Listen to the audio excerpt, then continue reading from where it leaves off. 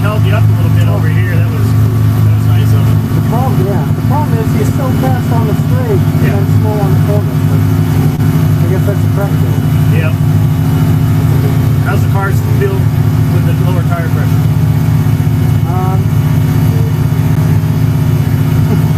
Feels better on the low speed, but not as good on the high speed. Okay, so we'll leave them where they are. Yeah. Just leave them where they are. Although the only thing I'm curious, is there a pressure difference between left and right? There. There.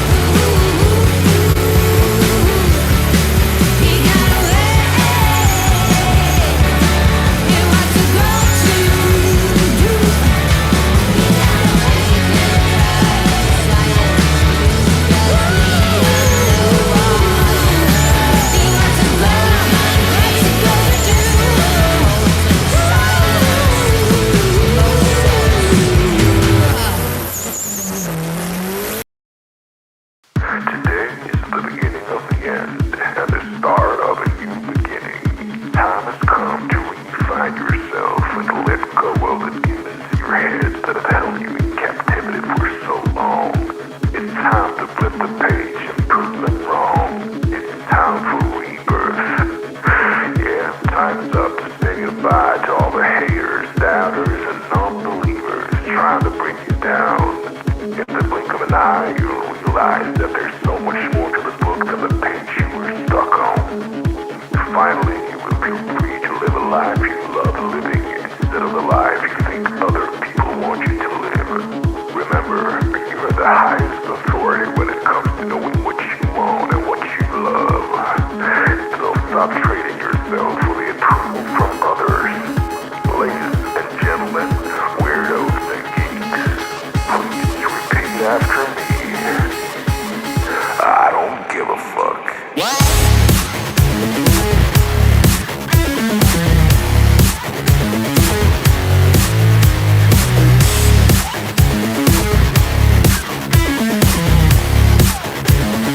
I don't give a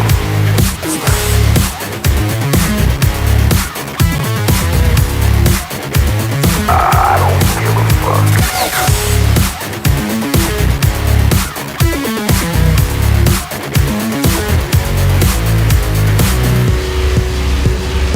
I don't give a fuck.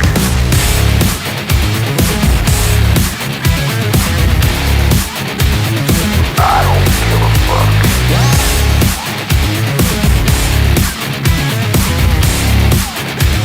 I don't give a fuck.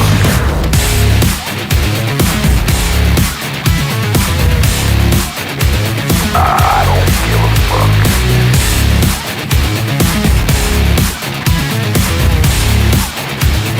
I don't give a fuck.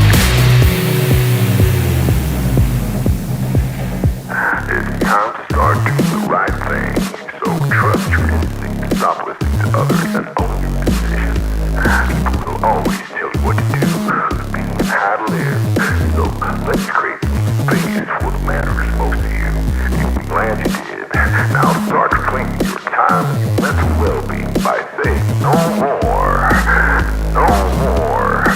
Say it loudly and proudly. In other words, fuck you.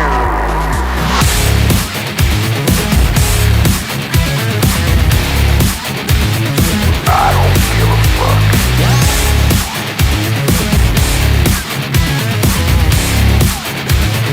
I don't give a fuck.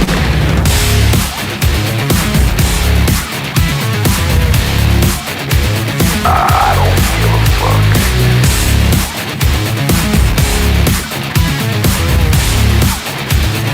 I don't give a fuck.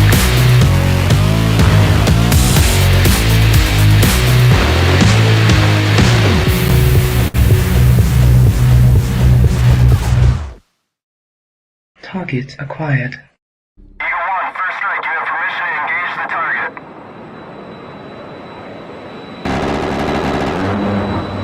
Warning: the following video contains explicit language which may be offensive to some viewers or inappropriate for children. The content within this video is intended for mature audiences only. All right, everyone, welcome back to the show. How is everyone tonight? Looks like we've already got a nice full chat going on. Let's see who's out there. We had R. Allen was in first tonight. K2 Keep On Trucking made it in. Grungehead is in. One of our favorite mods. John Burt from Australia is in there. Badass 93 Stang has made it back. Good to see you, sir. Good to see you. TR Finley is in the house. Tiny Sunflower, who is one of my favorite people so far on the internet. She's pretty cool. She can be a mod if she wants to, but she doesn't have to be. Okay. John Deadman has made it in the house. Mr. Boulay in the Department of Numismatics is standing by to tell us all about gold and silver. We've got Mikey Balls in the house. Good to see you, sir. Good to see you all. Welcome. What an evening it was last night. it was a good evening. Brian made it in. That was cool. Really appreciated him dropping by. I've got to figure out where he's at on the. I've got to get the. I really got to get him on on Instagram. I have his personal Instagram, but I don't know that I have the whatever Instagram. So I need to make that happen. Welcome, Michelle. Good to see you in tonight. And two Wills. Good to see you. Jakima, good to see you. What's popping? Well, we don't know yet. We're getting started. How about that? Thank you. The lighting, I did change a lot of the lighting. I normally have it a little more. I have the lighting a little brighter, but tonight it's chill stream. We're chilling out. It's cool. You might have noticed the bottle of copium in the thumbnail. That's for everyone. Mr. Enigmatic in the house. Good to see you, sir. Good to see you. Believe in yourself. BIY. Good to see you, sir. Felix is in the house. I see you out. Cam the King. Good to see you, sir. Good to see you. AB check. My man. Good to see you, sir. Good to see you. Good to see everybody out in the chat tonight. Again, this is a chill stream tonight. I hope to have some guests come up. I have a couple of topics I'd really like to talk about if the right people wander in. Otherwise, we'll get to whatever we get to. He is yes, Mr. E is quite advanced. He's a very, very talented individual, and it's good to see him get recognized for being the talent that he is. Really, really important. Nothing better than a chill stream. That's correct. I actually was going to do kind of a trash talk, shit talking stream, but I really don't have anybody to do that with. So, and it's kind of a mellow evening. So we're just going to keep it that way. Just going to keep it there. Yep. You're moderately talented? No, sir. No, sir. For those of you guys that don't know, Mr. E, when I first started actually streaming to stream and wanted to do well, I talked to Andrew about it, and I said, hey, what can I do? How do I, just give me some pointers. And I really wasn't looking for a lot. I was just looking for hey, don't be an idiot on the internet. Don't get in fights with people, whatever. And Andrew said, fuck that. I'm going to help you out. I'm going to do everything I can to make you a success. I like you. You're a good dude. I'm going to help you out. Go talk to Mr. E. I'm going to send this guy to talk to you. His name's Mr. E. And he runs all my shit. He knows way more than I do. Just listen to everything he says. And to be honest with you, although Mr. E and I, it's not that we've disagreed. It's just, he would give me some pointers, and I would pick and choose from those. And there was a point there where he said, hey, I don't know what more I can help you with. You seem like you got it. Let me know if you need help.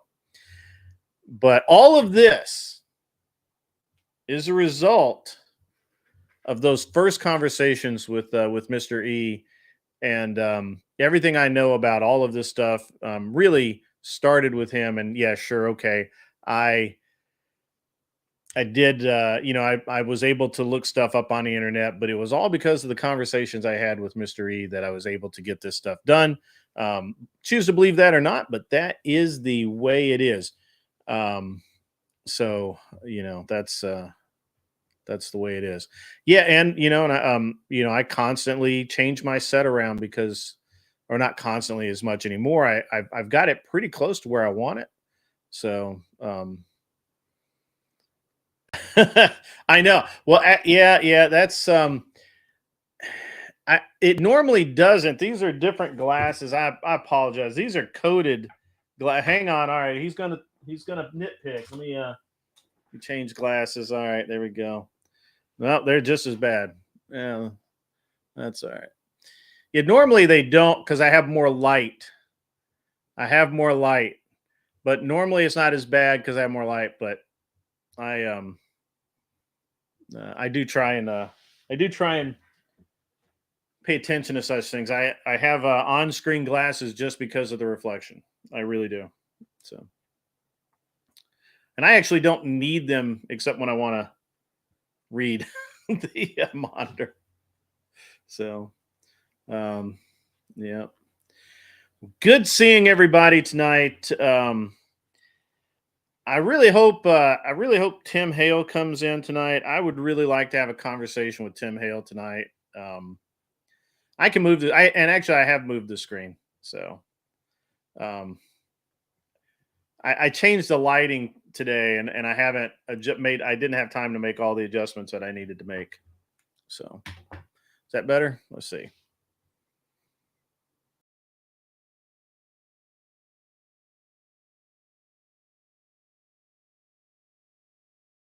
Yeah, not really better. Let me do that.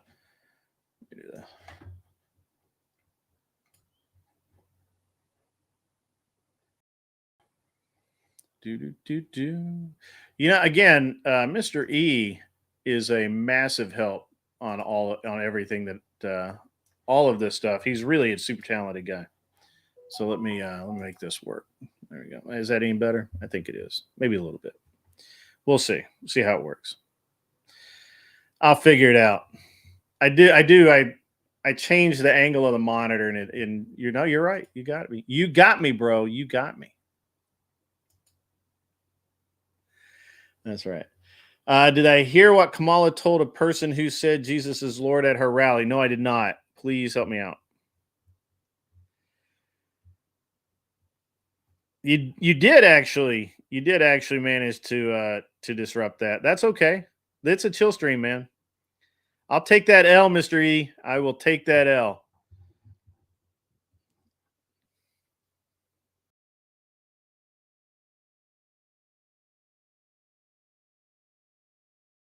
I think you're at the wrong rally. No shit. Wow. That's nuts. Garrus Godfrey, welcome, sir. Welcome. Anybody I forgot to welcome in, look, it's not personal. I've just got things going on tonight. So but it's gonna be good. It's gonna be a good show. What that's pretty you're at the wrong rally, really? Do they have that on camera? Do they have that on tape? Can I get that? Can I do a soundbite of that? Can I get that? Can we make that happen? That would be awesome. That would be awesome. So,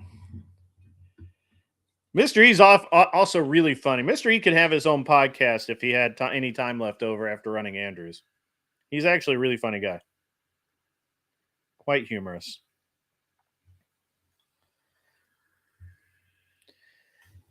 I got to see parts of the TikTok invasion today. I was working on doing some cabling today.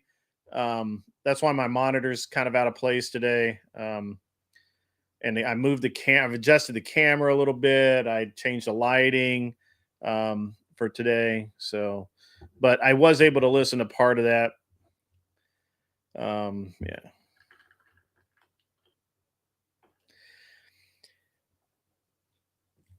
K2 man, I really appreciate that. I really hope that we do get more. The subscribers are good. What I'd really like to do, the subscriber count seems to be going up pretty good, and they seem to be watching the videos. The videos seem to be getting seen. I'd really like to improve the. I'd really like to improve the number of live chat. I'd really like to get to where we have. Like last night, I think we had an average of about 50 or 54 during the live chat. I'd really like to have. I'd like to see maybe closer to 100. So, well, I'll get there, guys. I promise I'll get there. I'll keep trying and I'll keep refining. We'll keep making it happen. I promise.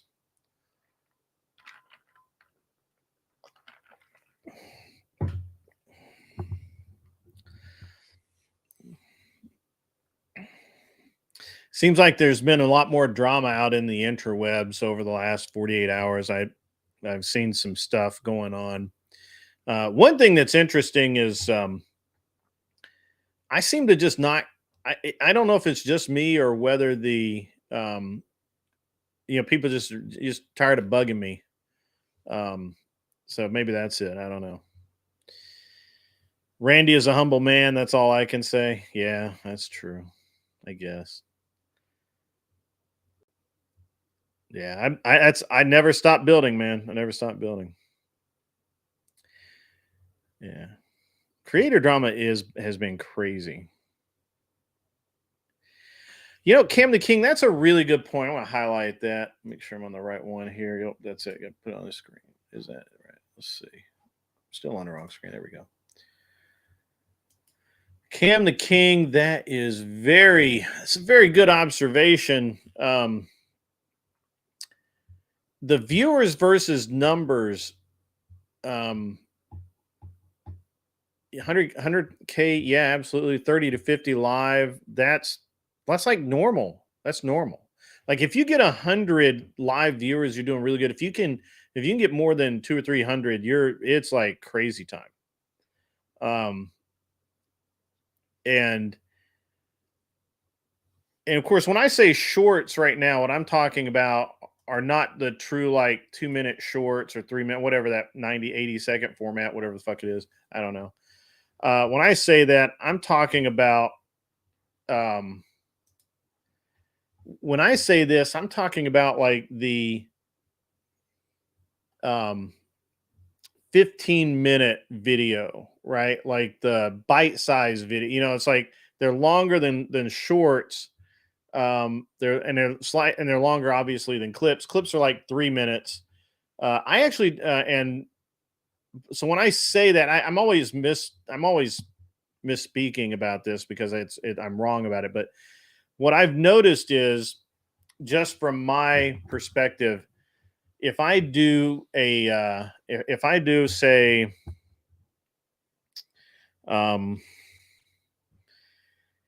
3-hour video, I get pretty good minutes watched, but I get a low number of people watching it. Like I'll get 600, 800, whatever.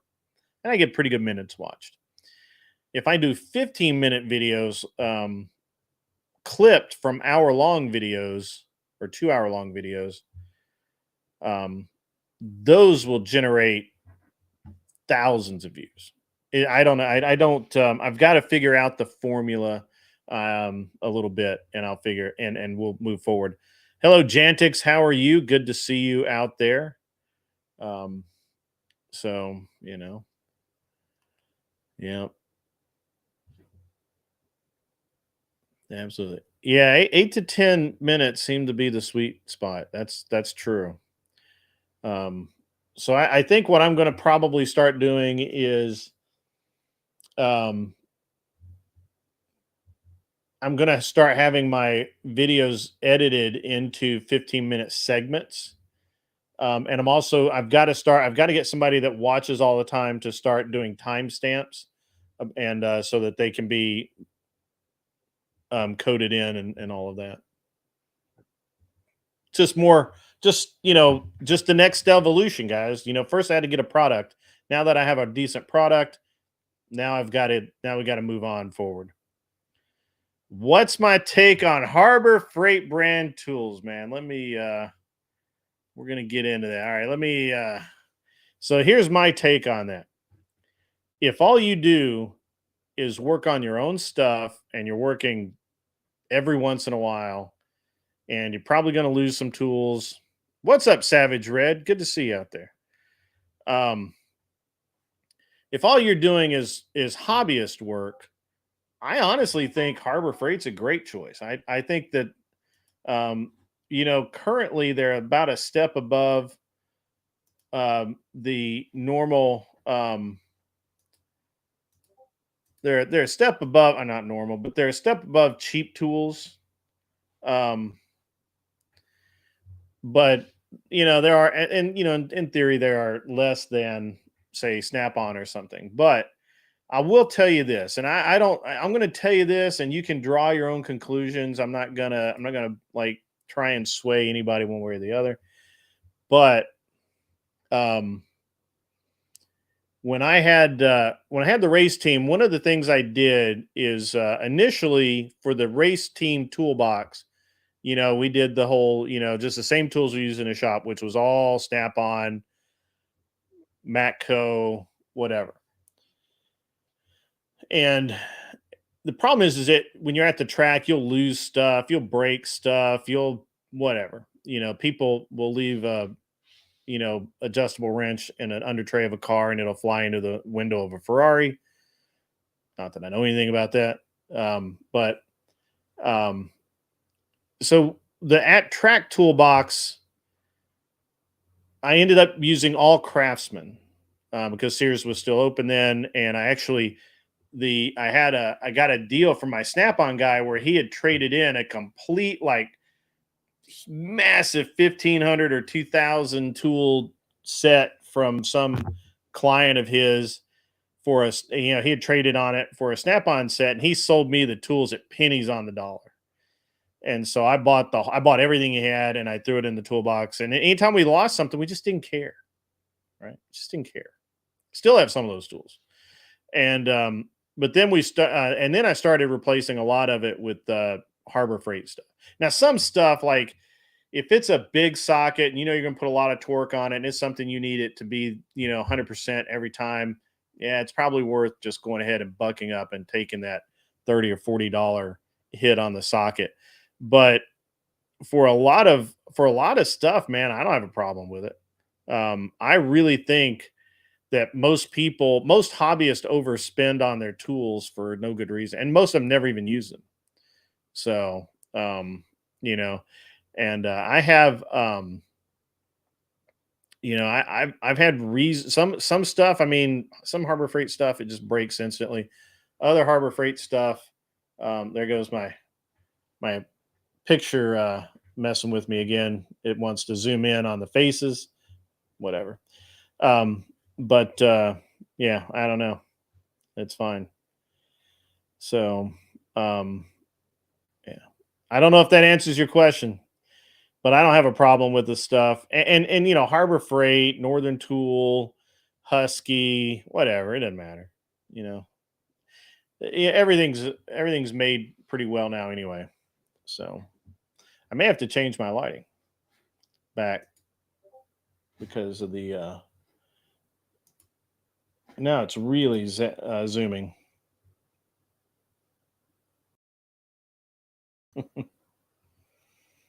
Yeah. Yeah. So I missed some stuff out there in chat while I was blabbering. I don't know who Blippy is. Blippy.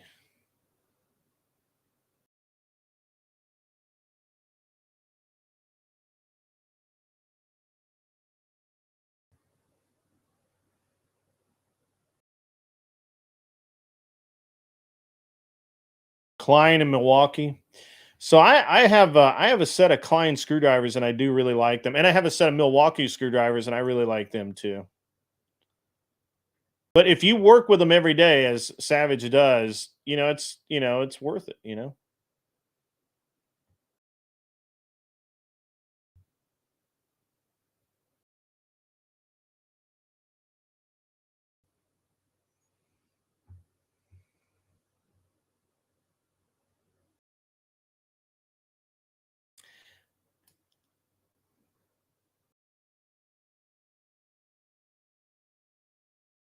So the thing about the thing, I like, okay, I got it. So you're just starting out and you just want to, you're just, doing stuff. All right. So here's the thing.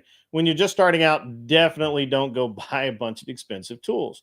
Go buy an inexpensive set, see what you use the most of, see what you're going to break, and then do the upgrade. You'll be a lot happier. Yeah, the Duralast tools, Cobalt from I've actually had some really good Cobalt tools. So yeah, we don't want to talk about the amount of money I've spent on tools over the years. So, that'd be crazy. Yep. So what else is going on out there, guys, besides tools? What can we get into? I know there's a lot of weird stuff going on. I've had a lot of interesting stuff going on.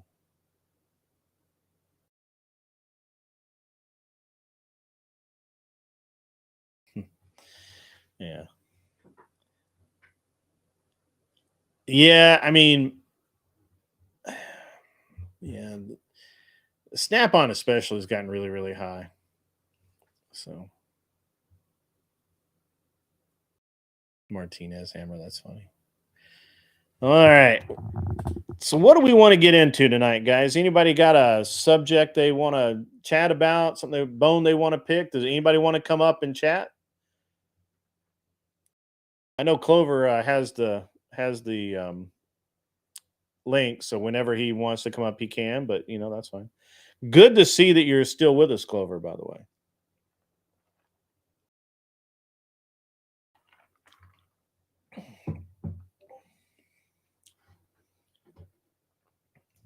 By the way, yes, we did hit 11,000 today, guys. 10,000 yesterday. That happened early yesterday morning, and then we hit 11,000 this evening right before the show.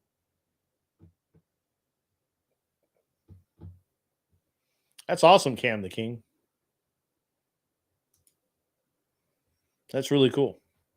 It's rare too.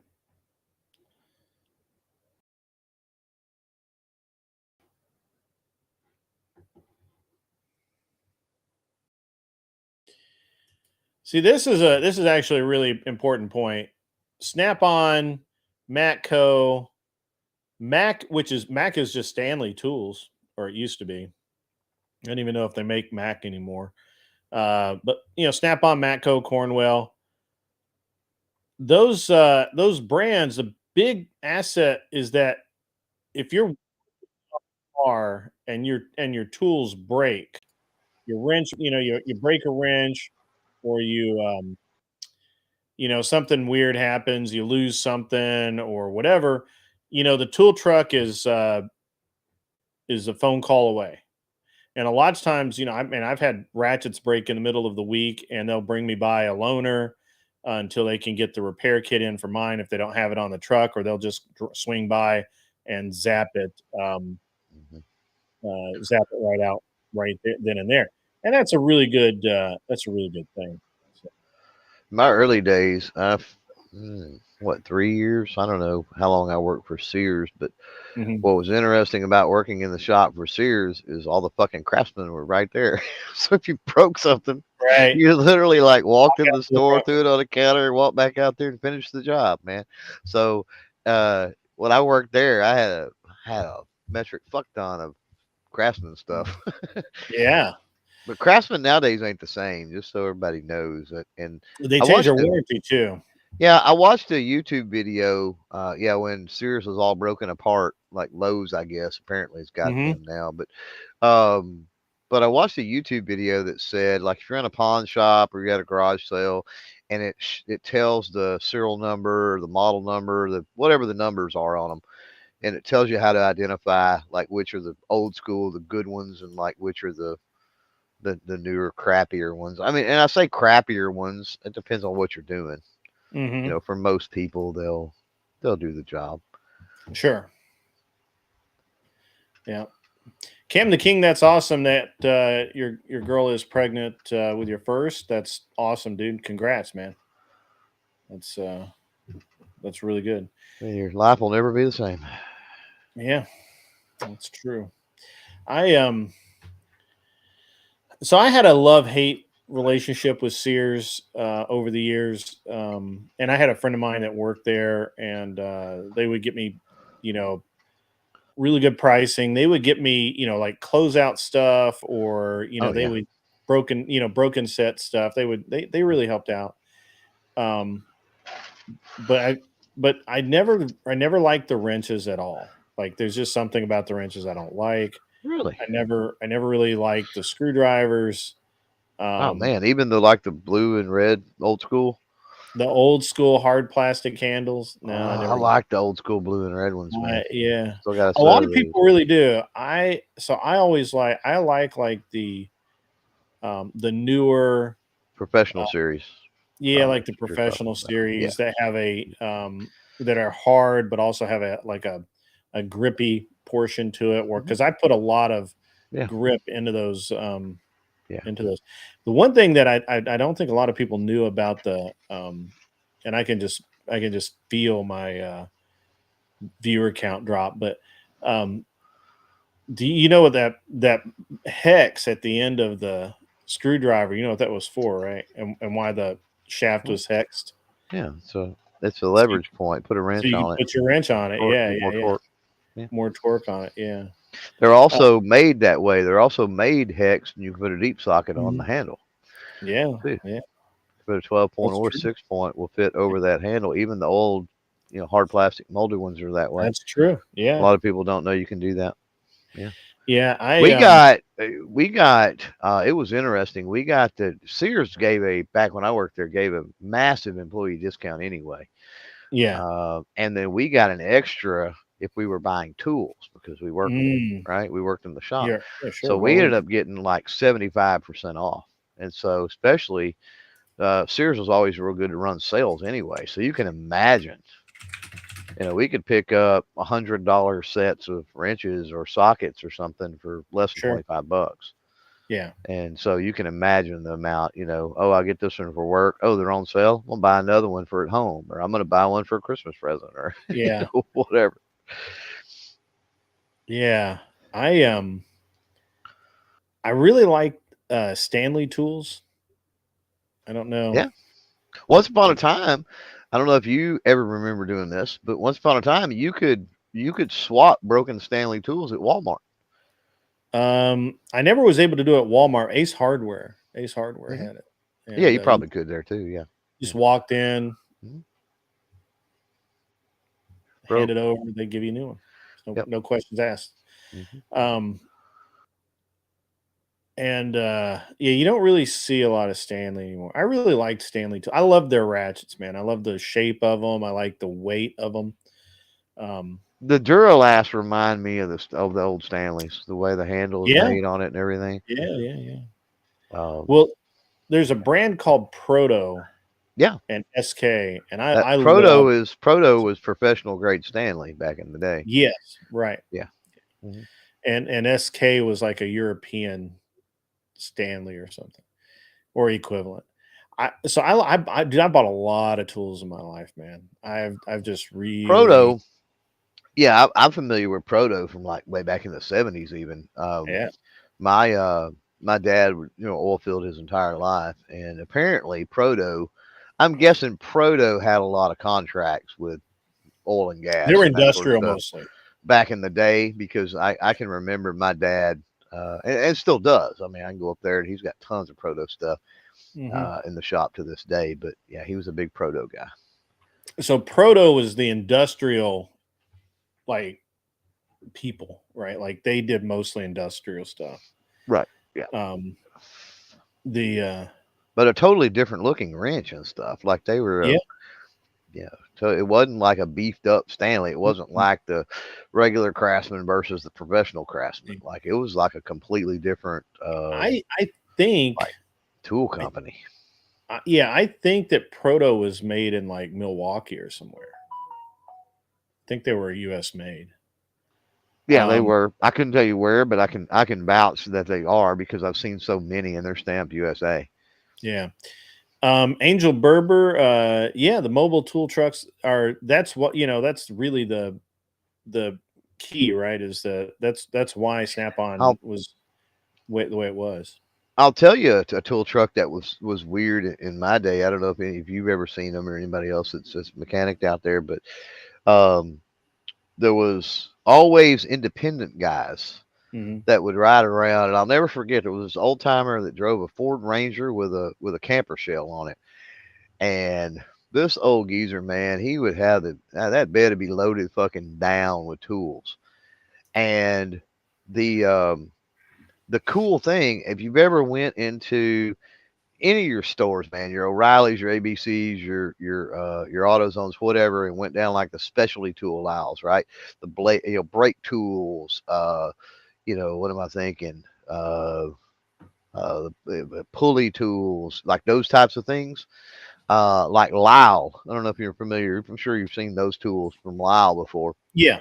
But um, like those types of things, he carried those independent guys would have those types of things, and so not like specialty, like hardcore specialty tools, but what I would consider specialty tools, right? And they always had those. So if you broke something or you needed something, and they often run sales because they were apparently, I'm guessing, they would buy them at things in bulk and get a good deal, right? And then Mm, they yeah, would cut probably. everybody in on it or whatever, I'm guessing. But you could get them oftentimes way cheaper off of their trucks than you could, walking into a part store and trying to get them. So, but the first time I had seen that, it was really weird. Dude pulls up in just a regular Ford Ranger pickup. Of course, all the mechanics are going like, "What in the world's going on here?" And Yeah. lets the tailgate down and starts selling That sounds tools. And like I'm some like, Texas oh, shit "Okay." right I'm like, there. oh, "Okay, okay, okay. I can get on board with this." That 100% sounds like some Texas ass shit right there. You Hey, ever have you he ever filled it. He filled a gap in the market, man. Like it was genius. No, I get it. Have you ever and actually there was some independent tool trucks around here there, and they've always been there, been around, right? But speaking of Texas, have you ever have you ever had someone really curse to find an address in Texas? Because they'll have like Oh yeah. Farm Road Mhm. or Yeah. other, they have all these like So types of roads and stuff, so and it's people funny. just lose their freaking minds. Yeah, you got county roads, you got farm to markets, you got state Farm to highways, market. you got yeah. Mhm. Um, and then you've got and even the county roads vary from county to county. Like Yes. here it's in this county it's county road, so it's CR whatever. And then you Yes. move over a county, and that county is Anderson County, and they use ACR, Anderson County Road prefix. So, yeah, it's tough, man. I'm trying to run down a UPS package right now, as a matter of fact, because of it. It was a new driver, and um, yeah, it shows it was delivered at 10:30 yesterday. Some dude named Derek signed for it, and it showed delivered to a zip code that ain't even my zip code. So I don't know what the hell happened. And what sucks is it was a fairly expensive hunting blind. So, like, now thankfully I didn't have to, I didn't pay for it, but Mhm. uh, somewhere out there's a fairly expensive hunting blind that I'm supposed to do some work with floating around somewhere. Um, so yeah, it gets tough, man. What's really weird here is the you cannot get to our house from the road in which our address is based off of. Like our driveway does not come off of that road. You have to Yeah. go down a completely separate county road to be able to get to our driveway. Because our house is facing that road, technically what the appraisal district, right? County appraisal district, which does your taxes and all for your land and shit, they consider the quote unquote front of our house to be facing that road. And therefore, Yeah. even though it's like 200 yards from that road, it's jacked up, man. It's like totally Yeah. screwed. Like Yeah. Yeah. it should be off by any logic. It should be our address should be off the county road. It's So not. and it's an interesting thing. I don't know why Texas is like that, but I remember one time I was looking for it's like I think it was my first or second time down there, and I hadn't had any problem the previous time, but I got down there and I was looking for a farm to market road, and then it was another road that was the exact same name, but was like a county road or something else, and I got all kinds of twisted around, and it took Yeah. me hours to figure it out, man. Like it Oh, was there's crazy. yeah. So there is a farm to market 2138, and Hmm. there is a county road 2138 that comes off of farm to market 2138. It's like two totally different Yeah, roads. yeah, But if you're not paying attention to the difference between farm to market, it's kind of like when you get into a town and there's a so and so boulevard and a so and so street and a so and so lane and a so and so. It's kind of the same difference. I've gotten yeah, backwards in big cities before because of that. yeah. It's I mean, it's just different. I don't know why. I'll never forget how lost I got in Texas. And the other thing is, like, in Texas, there's So, nothing like, you don't go like 2 blocks and realize you make a mistake. oh You no, go like 30 miles and you're like, wait, where am I? yeah, yeah. What's going on? So, Why is this so the way it is? if you're ever in Texas and you're lost, you need to just ask a Texan for directions. I'll give you an example. So I got a buddy that owns an archery shop, and he's way back. I'm in the boon. I'm in the sticks. I'm in the rural area. He's literally in the boonies. And so had told somebody about him, and I think I was at the local gun shop or something, and he needed some work done. And I said, oh, Sure. you need to get with my buddy here, and blah blah blah. And so he was headed out that way. So phone rings one day, and it's him.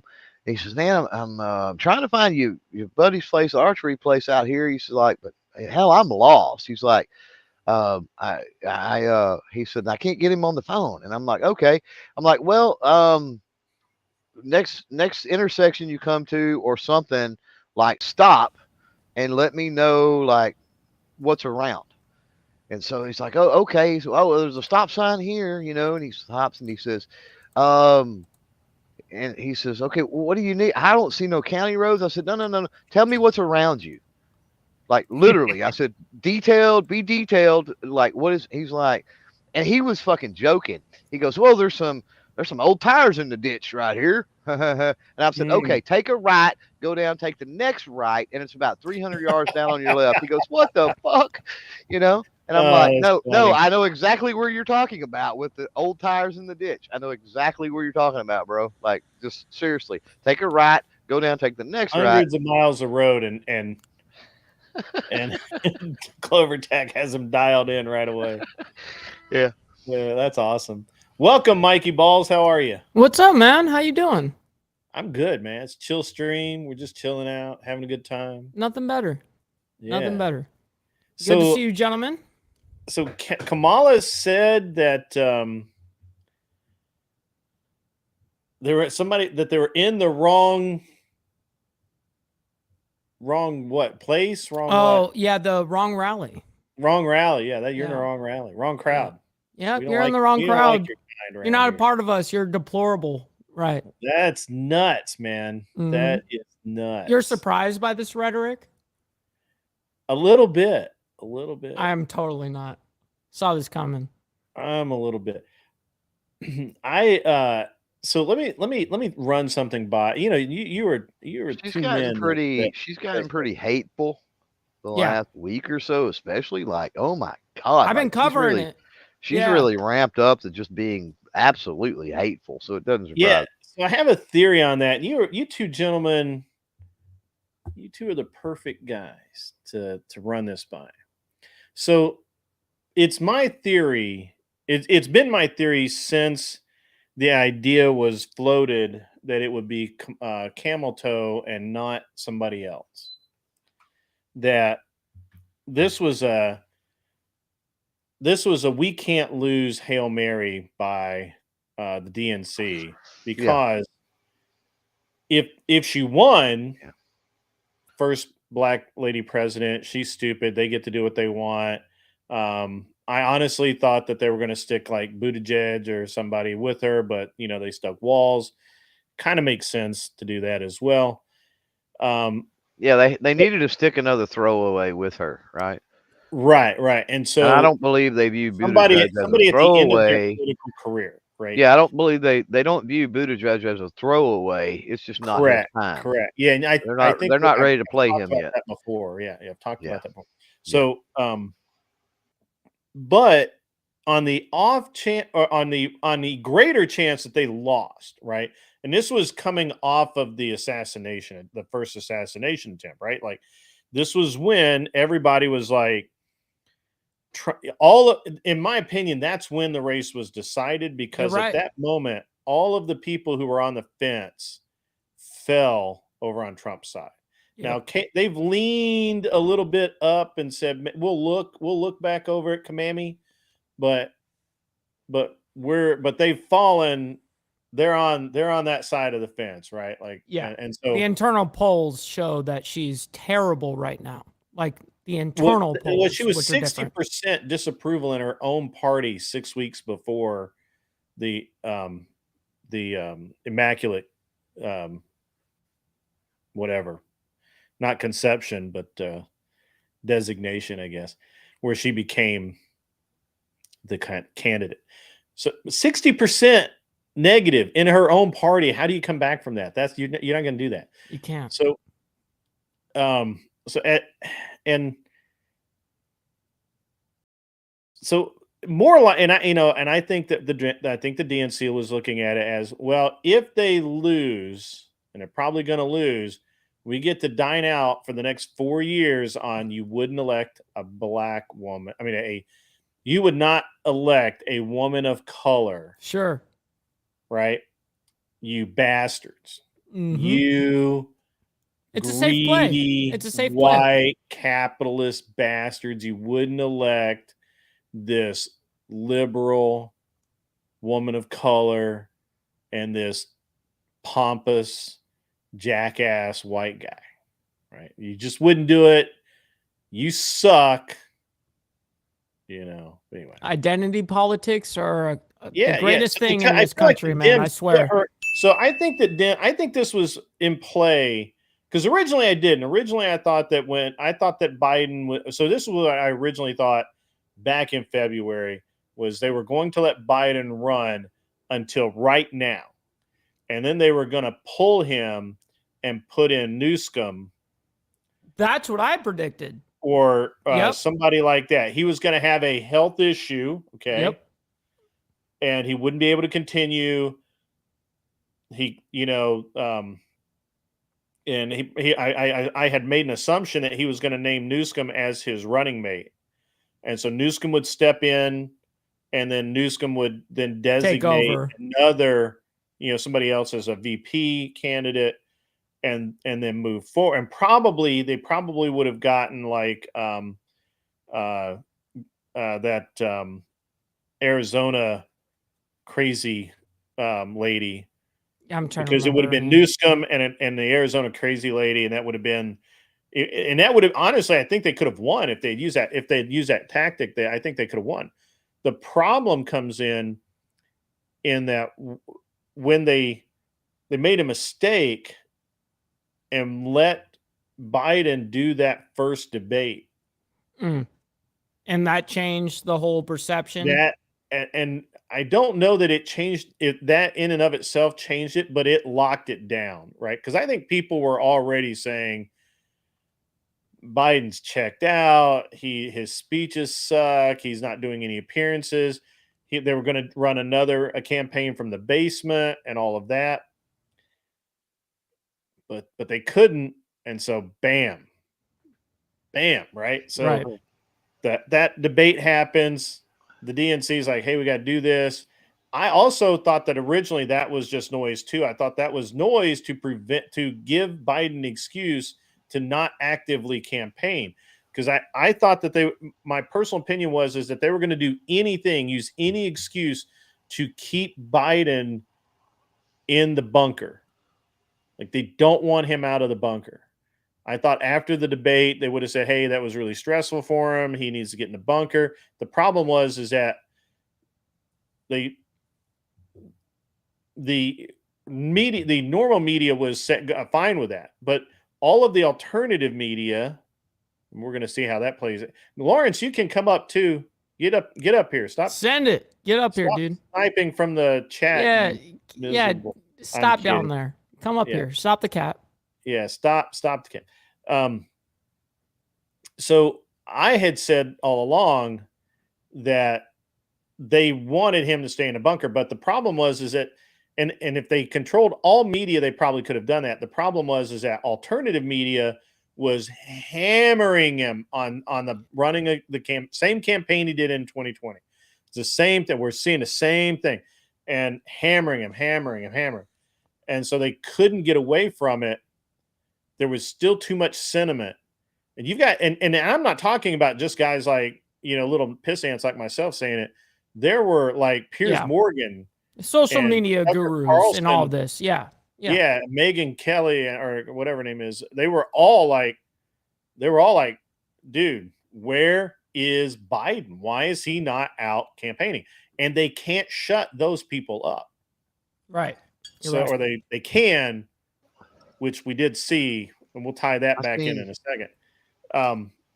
As and much as so- the Republicans or the conservatives, we got buried pretty hard.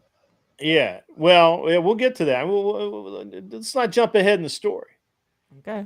You can't jump ahead to dessert. That's right. That's right. You can't. Meat and potatoes. So, so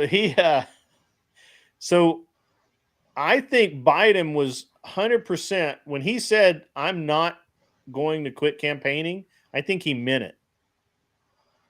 At that moment. I think the problem is that the DNC read the room and told like, them no more. They're like, no, like even if you go out and run every day, you're on a campaign trail, and even if you really are as good as we say you are, which maybe they are, maybe I don't know. I'm not his doctor. Even if that happens, there's too much damage done. You're not coming back. Plus, Newsom was about to be reindicted for the train to nowhere, right? The $12 billion. I think they saved it. Yeah, they saved it for him. I guarantee you, 4 years from now, watch, he'll be running. Well, he's probably going to go to jail. Newsom's probably going to go to jail. Well, I hope. Honestly, he deserves it. And he was up for recall. I mean, there was Newsom had a lot of problems. So that Buttigieg wouldn't take it. Buttigieg is still. I think he wants to run for president, and he wasn't going to be in a losing campaign. Mm-hmm. Right. So at that point, I think that they were like, okay, Team K, you're up. And Team K was high on the couch in the basement, and Team K was like, what? Huh? What? Right. And they trotted her out. Kamami did what Kamami does. Mm-hmm. She kept her mouth shut in the beginning, and so they were able to, using media and using Martin tools, they were able to inch that approval rating up, and everybody, and of course, once they had a candidate that wasn't Biden, the numbers popped up, and then they did. So Tim Pool then decides to sue Kamami's campaign organization for slander. Yes. A week later, as the lawsuit's being announced, Tenet Media gets taken down, which that's all going to unravel. That's all going to be. Mm-hmm. There's nothing that's going to go forward there. That's all garbage. Yeah. Tenet Media is going to be shut. That's going to be. It won't be Tenet Media again, but it's all gonna come back. All the money is going to be released. The only problem is that Lauren Chen had all 4 of her YouTube channels nuked, which is crazy. I didn't know all 4. I thought it was 2, but all of it. We did not know that. Yeah. And I mean, gone. Yeah, like, off the face. Yeah, like it's like there's no bringing it back. Yeah. So I'm not surprised where we're at now. I'm really surprised that she's acting the way she is. I think there was a moment there. There was a moment probably after the debate when, she was getting all the answers through her earpiece and cheating just like they always do and all that. I think there was a moment when she was like, I got this. I really got this, bro. I'm going to win, bro. For a slight minute, she thought. And then, no. Yeah. Come on. You're not winning. Stupid. I think that's why I think reality set in. And I think that's why she started to get hateful, Yeah. Well, because you can tell, first of all, you can just tell by looking and listening to her for, 30 seconds. That's the type of fucking person she is.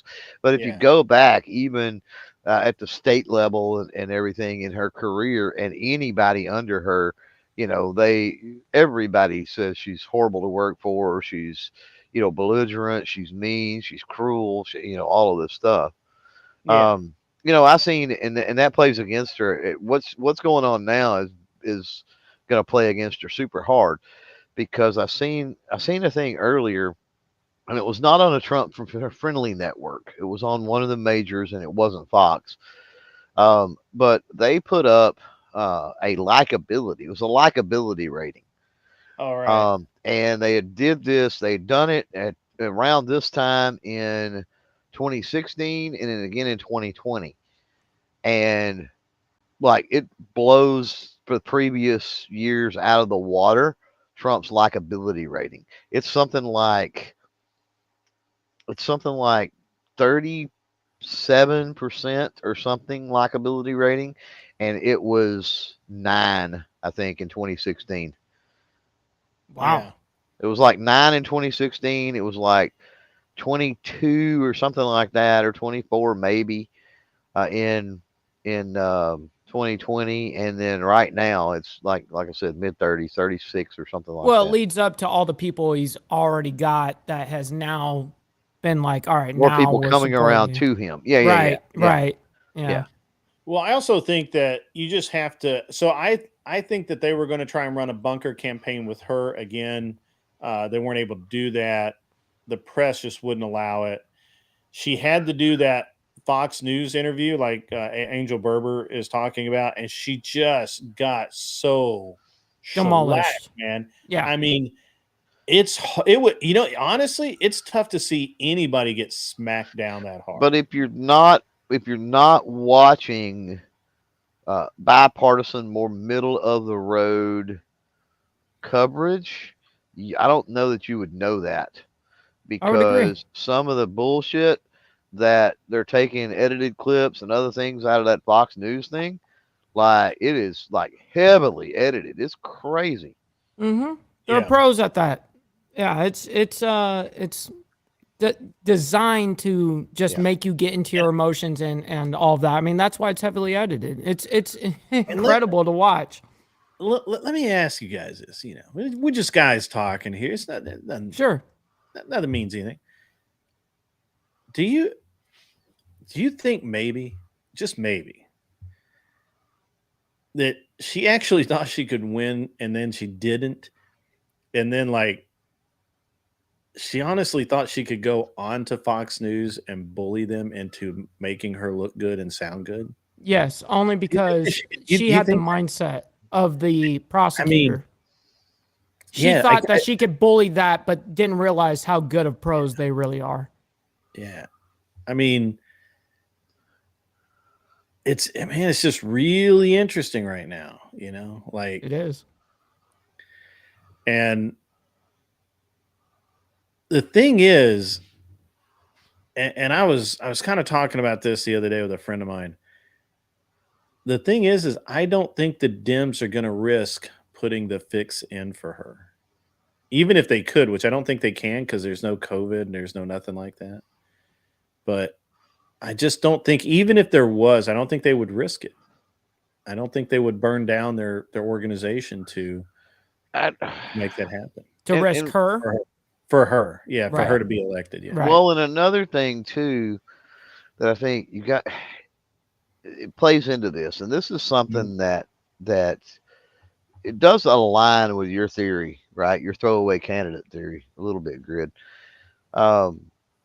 In that it's not that she was a throwaway candidate. It aggravates. Well, yeah, I mean that was just that's just what I'm calling your theory. But I think that you laid it out. Everybody heard halfway through, they were committed, and they were like, "Oh, you know what?" Well, no, it was it's like, well, we don't lose anything, right? Like if she wins, great. If she loses, we get to throw around. We get to make everybody miserable for the next 4 years.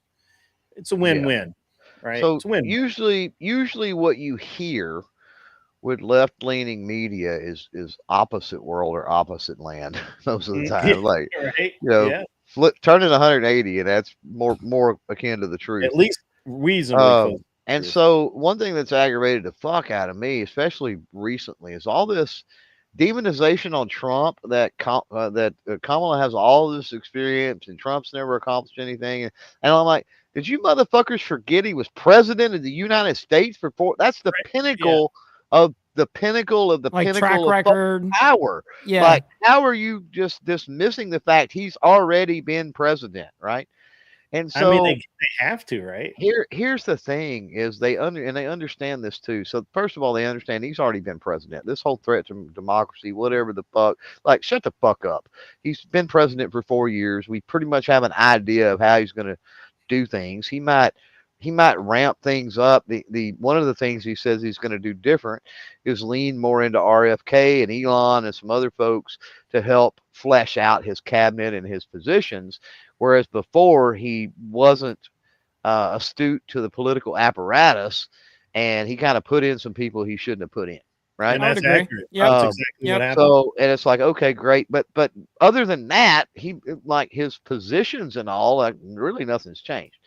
And so when I see that and I see them harping on like he's had zero experience, like he's coming into this thing new, and then I hear, you lay your case out, Grid, and all of that, I'm thinking, I don't know that they're as worried about him becoming president, honestly, because he's going to be a lame duck. Like, let him have his other 4 years. Try to lock down ballot races where where Congress is gridlocked. Right. I can agree with part of that. And then we'll worry about it in 4 years. We have time to cultivate a new candidate in 4 years. Right. Well, they definitely didn't want to burn a good candidate, basically. Yeah. Right. Like that's why they didn't want to, well, and also remember, right, like currently right now they have a light bench. Yes. Mm-hmm. You're right. Like I honestly thought, and I'm going to say two things here. Both of them kind of go together. First, they have a light bench to the point that I honestly thought we were going to see another Obama stroll in out of nowhere. And they fucked up, dude. Not, and I'm not going to say by the DNC not getting behind, but by snubbing RFK. Mm-hmm. They fucked up. Yeah. By snubbing RFK. Yeah. Well, I mean, they hate him though. I mean, they literally despise. Yeah, but they could have. But he's lifelong Democrat, Kennedy family. Again, right. you can control things to an extent down ballot with Congress and of course with political favors and cabinet appointments and some other things, right? With bureaucracy, you can do so much. RFK would have been just don't snub him. If you didn't snub him and he ends up beating out Joe, then great, problem solved with Joe, right? We deal with 4 years while we cultivate another candidate. That's all I'm saying, right? Yeah, see, the thing is, I mean, the big problem is they just hate him. The entire DNC hates him. They wouldn't work with him, and he wouldn't work with them. The bigger thing is that not only do they hate him, they hate him. He hates them. So vice versa. Yeah, but he would have accepted equal hate. And he would have accepted a DNC nomination though if they had not stonewalled him from being able to do what he needs to do, run in the Democrat primary, and he was to win the Democrat, he would accept the nomination and he would run as a Democrat. He would have. He would have. I don't know that he would now. If all of a sudden, oh no, I don't. Things changed, and they said, oh, okay, we fucked up. Kamala's out. Yeah, RFK, get in here. And here's why. I'm going to tell you why. I don't think he would accept it now. Well, I don't think he would have accepted it before because here's what I thought was going to happen. And why was he trying? Because he didn't try to be on the DNC ticket. He definitely wanted to be in the race. I think that's why he and Donald Trump met before the primaries started. I honestly think that originally it was going to be a Trump RFK ticket. A deal was made, you're saying? Well, I don't know if the deal was made, but I think that Trump was like, hey, I know these guys hate you, but you've been around a while. You deserve to be VP at least. And he's like, they're probably never going to let you be president, but run on my ticket as VP. I honestly thought that would have been like a dream team. RFK is as VP wouldn't have scared Republicans. He would have brought a metric assload of leftists to Trump's side. And there's no downside to it. The only thing is, I think that at the end of it, I think that I personally, and I don't know, there may be a tell-all book out there somewhere that thinks that RFK and Trump made a deal that he would run on the independent ticket, on an independent ticket, pull whatever he could away from the DNC candidate, and then when the time was right, RFK would withdraw and throw his weight behind Trump. And I think that was the deal that was made, because it's exactly what happened. The thing is I don't think that RFK would accept the VP, because I think that he wants to be president one day. I think he still holds that glimmer of hope.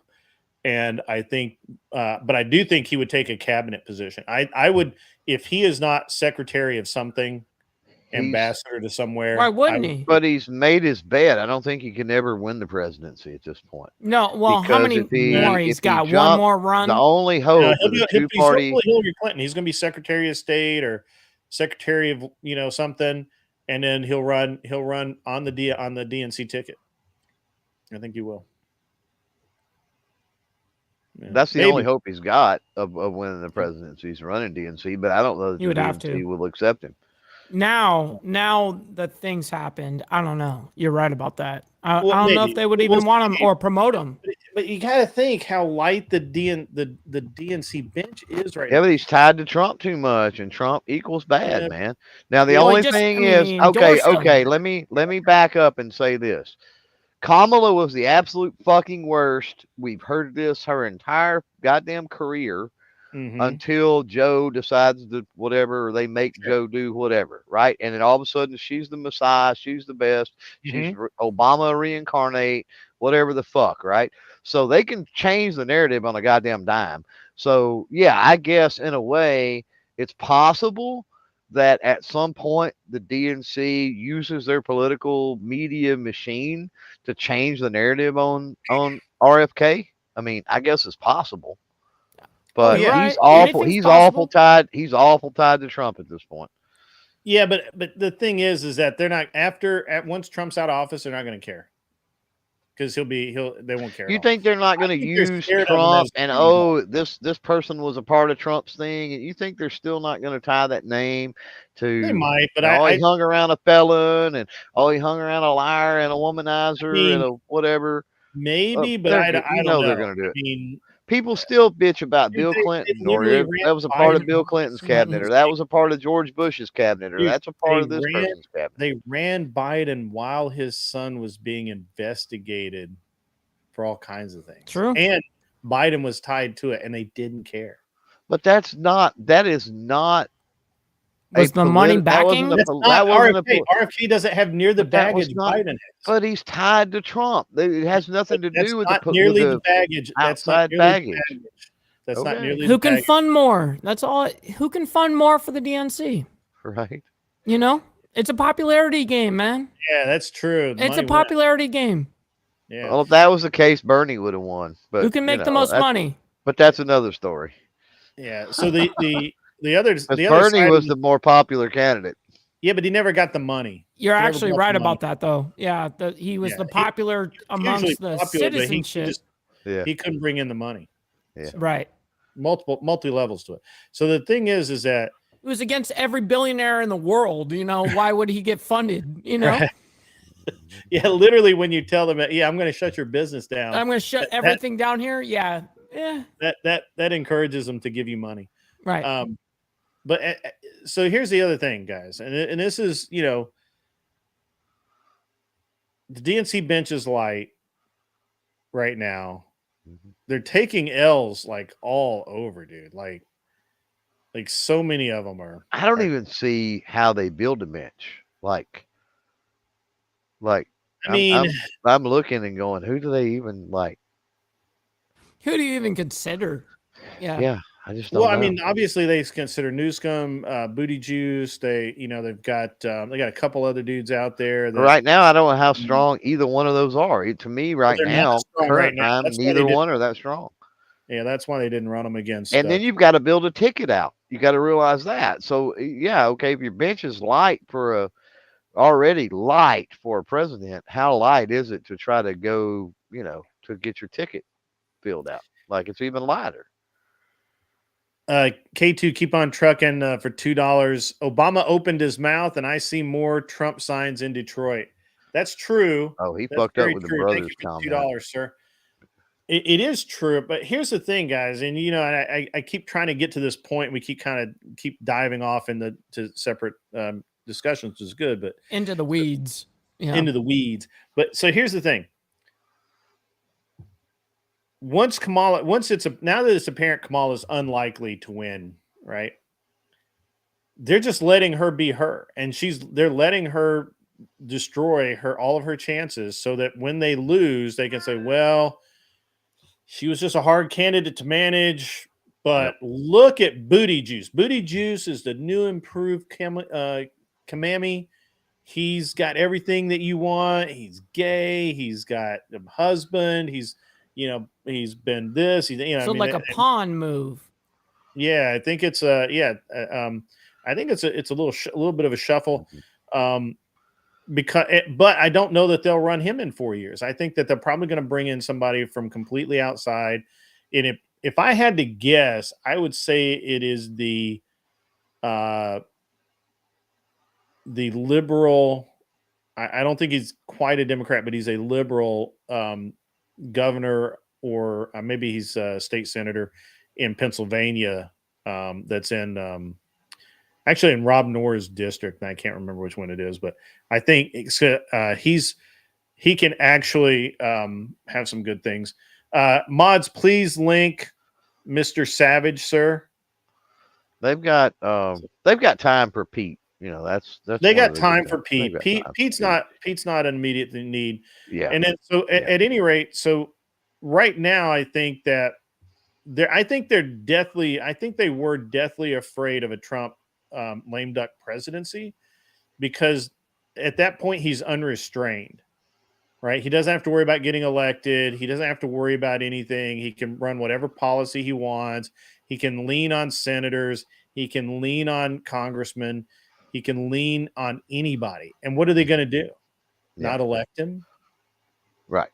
Yeah. I think they're deathly afraid of that.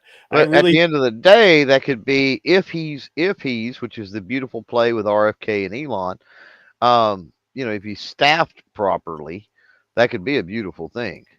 And I think that looking forward, when you're talking about running Pete in 4 years, I think you got to look at that too. Let's say Trump finds a way to take his lame duck and turn it into, an exceptional 4 years, right? Yeah. Really turning all kinds of things around for the better. And if Vance is an active, vocal, in front of the camera part of that, Vance is going to be a hard one to beat in 4 years, I would think. Sure.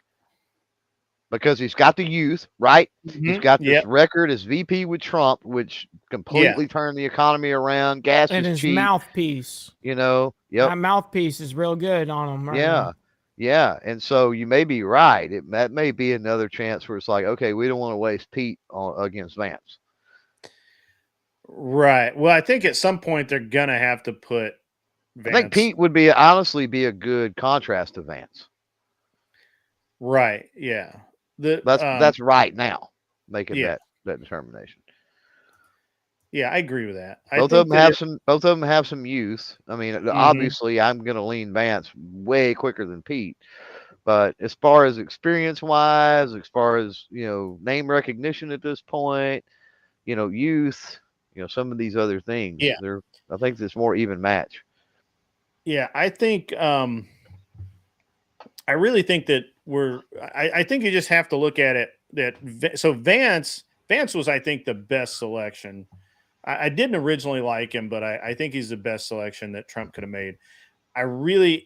just focus just kind of keeping that focus on the meltdown of Kamami right now. She hasn't been able to run the campaign they wanted to run despite their best efforts. Trump has played them like wizard's chess, just doing everything.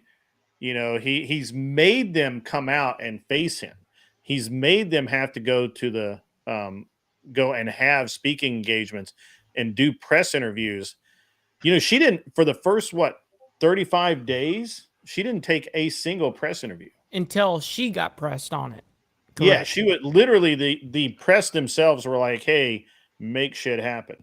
Mm-hmm. So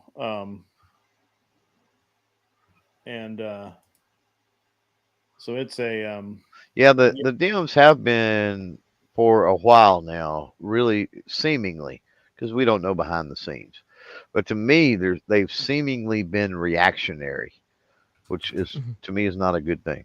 Yeah, well, that's accurate. Yeah. And I mean, who knows behind the scenes? There could be some weird games going on. Who knows? Yeah. Savage Red, I sent you the link on Discord. And there he is. He just popped in. Good deal. Nice.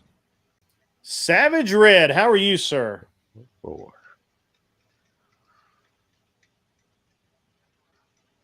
Savage. You there? Looks like he might be on his phone. It may be a connection issue. Might take a minute. But because he's unmuted, but yet it's so mic camera permission thing or something probably. Yeah, could be. Yeah, I don't know. I think I still think that I mean, obviously everybody has got to get out and vote. It's I don't care what they're saying right now. You can't lose it. We can't. You need to, like I always say, always take that opportunity when somebody says you got to get out and vote. If nothing else, get out and vote down ballot, folks. I mean, vote your state local shit. Bare minimum. Else. Holy shit. Yeah, absolutely. Because it does make a difference there. You would be surprised, some of the races I've seen on a state level and especially at a local level, won within single digit votes and shit. Like your vote does matter. Well, of course. Do you guys? So let's looking beyond the election, right? Which is kind of what I actually wanted to kind of get into. Looking beyond the election. And let's just assume the T-Man makes it in. Sure. Day one, he walks in, he starts cleaning the mess up, starts sweeping out the floors, probably brings in a cleanup crew to take out the trash. Well, I think that's Elon and RFK. Where do you think we end up? Because unlike Trump, who got us involved in no new wars and actually put us in through a drawdown, which was one of the greatest things I've watched in recent history. Obviously, Mr. Biden did the opposite. We went to war. We're now engaged on a couple of different continents again. We're sending war material and supply. We've sent somewhere around 300 billion plus in war material and actual cash to the Ukraine. Yep.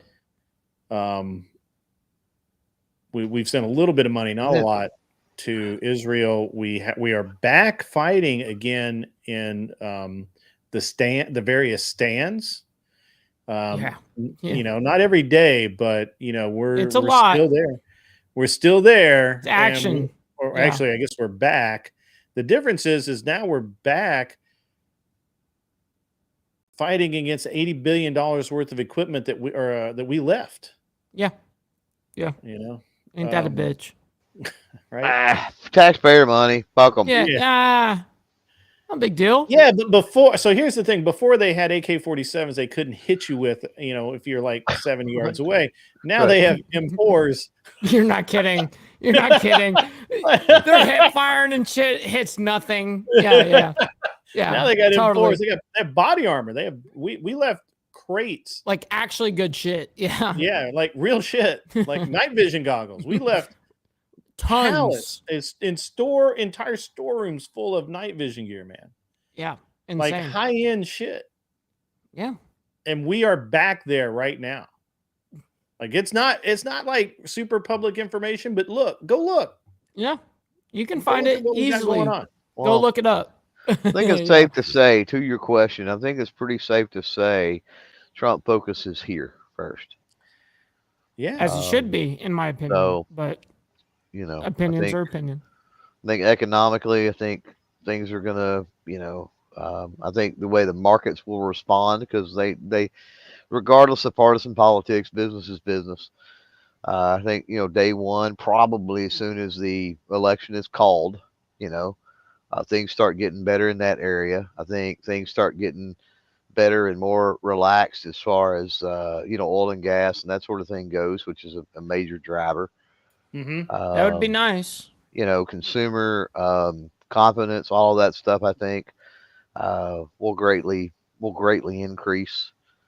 And I think all of that will just kind of feed on itself. I think he'll lean on, it appears right now, he will lean on RFK and Elon to help staff, to weed out, to legit, drain the swamp where he really wasn't able to before. He didn't have enough political savvy to understand how he needed to do that. And if you want political savvy, so RFK is the guy. And then if you want somebody as far as staffing and all of that, once that you've rooted out and drained that swamp, then of course there's no better guy than Elon. So, aligning with both of those just on its face, right, kind of gives a blueprint of what's liable to happen. And he may have to do a lot of it, and I don't condone it because I don't like executive orders. But there may be a lot that he has to do through bureaucracy. He's going to have a lot of time at his desk as first executive orders. But is it? And then I wrestle with this because I think, okay, I don't like executive orders. I don't like bureaucratic overreach. But if it's done in a way that is allowing more liberty and freedom, is it hypocritical to be or is that just your worldview? Yeah, is it hypocritical, right? It can be a little bit. That's what I'm saying. So I wrestle with it a little bit. Not saying, and that's why I say I don't condone that, but I think that he's got that play in the book should he choose to use it. Yeah. So the welcome, Savage. By the way, good to see you, man. Good to see you. We can actually see you this time, so that's a good thing. We're making progress. Yeah, Mr. I had to restart my phone. Oh, it happens. Mr. makes a great point. We need two terms to reverse this BS. One, homegrown economy growth, border shutdown. Two, extension of independent free speech media protections. Yeah, absolutely. These are the polar opposites of what they and the current administration are trying to do. Yeah, sure. I see. Here's the thing. I think Trump goes in day one. He's got a lot of work to do just day one, just undoing all of the executive order nonsense that Biden has done. And then it's going to take probably 4 to 6 months just to untangle ourselves from the various wars that we're involved in. Now, some of the stuff, look, I agree that we should have bombed the Houthis 3 months ago, right? I don't know why we weren't breaking out B-2s from their bunkers and arming them up with some of those Cold War bombs like 3 months ago. But okay, right? Like we gave them a chance to not touch the boats. You know how we get when you touch our boats. And, ever since Pearl Harbor, just don't touch our boats. It's kind of like don't touch my motorcycle. Right. If you do, it's from game the founding, over, dude. Yeah. From the founding, we don't like when you touch our boats. Yeah, just don't touch our boats, man. Don't touch Take our our shit. boats. We're just going to be really angry about it. Just don't touch our boats. And they did, and not just ours. I mean, they were basically they were shooting rockets at anything that floated by. So, I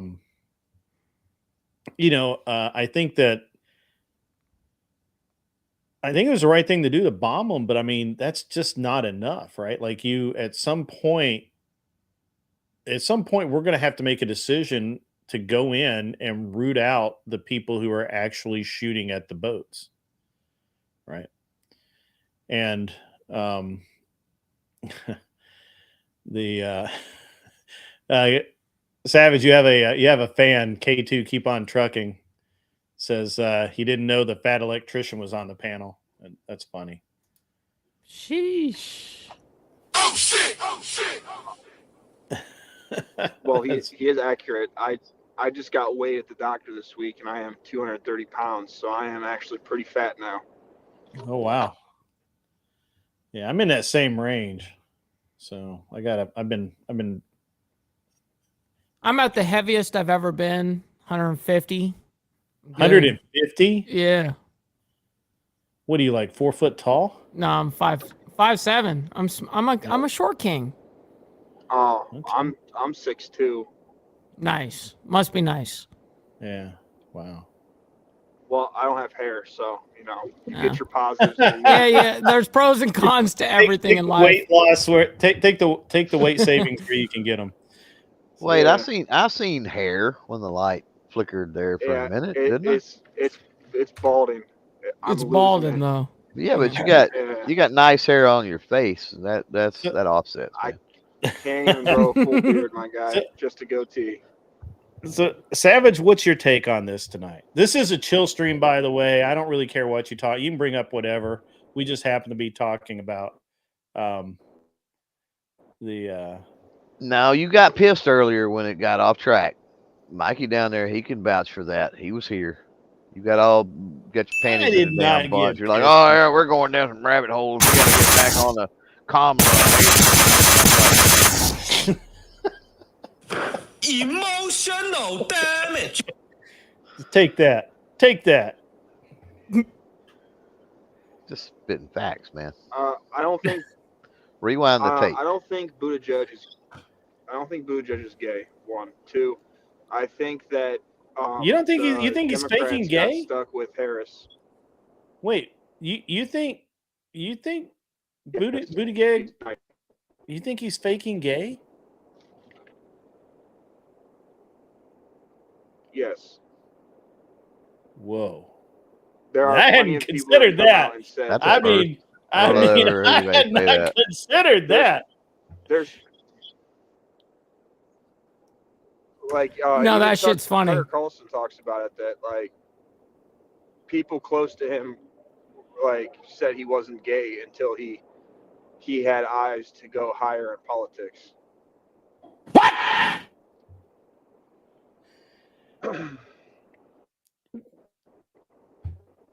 Hey, no, come on. It's going down. It's going down. Yeah, it's going down. Come on, man. And then he was hanging out with Diddy. Oh, okay. Hanging out with Diddy. That gets it done. That's for sure. Diddy gets it done. Yeah. That's the glue to all of this. Yeah. Yeah, to get that deal, you know. But I don't think Buttigieg is gay. I think with Harris, I do think she is a sacrificial lamb, but I don't think she started off that way. I think that they got stuck with her. Yeah. Yeah. I gotta agree. Yeah. Well, I mean, I gotta do some research now. Because I mean, I've past been history. lied to. Yeah, early history. I want to see everything about it now. I've been lied to. My whole world has been shattered, man. Oh, wow. All right. Well, if he's not gay, I was just gonna read it. Arthur Dyer comes in. If he's not gay but faking it for political gain, that makes him one hell of a homo. Oh, I think she said ho, but Homo's good enough. Yeah, it works. Both want. I mean, I'm good They either both way. work. Yeah. I'm good either way. Hey, you gotta really love your country to take it in the butt like that. No kidding. Hey, Clover Tack, Well, you're a part of this. You're a part of You this. can't- Don't exclude us. The dude's a You're part of patriot. it. The dude's a patriot. That's all I gotta say. Holy shit! Like I'm not that much of a patriot. Yeah. Like fuck America if it comes to that. Like I ain't prepared for that. Right. I'm moving. I'm legit moving somewhere else. If that's the case. You I ain't taking gotta it in the really butt for want to be in nobody. public office to do that. Right. Well, they might like, not. yeah. They might not be sleeping together. Huh. They might not actually be sleeping together. I'm sure the only time that they kiss is probably in front of cameras to make him look gay. Oh, behave. But I think that Harris's assistant, or Harris's vice president, I think he's a homo and just like pretending to be straight. Walls? Wallace is Oh, definitely that could gay. be. I'll buy off on that one. I will buy off on that. Hey, one. this, I think that this doesn't give it away every time he comes out. This doesn't give it away. The shape, Look. Well, let me put it this way. Take the most horrific, awful thing you can think of and multiply it by cancer. Well, also, I think her husband is also.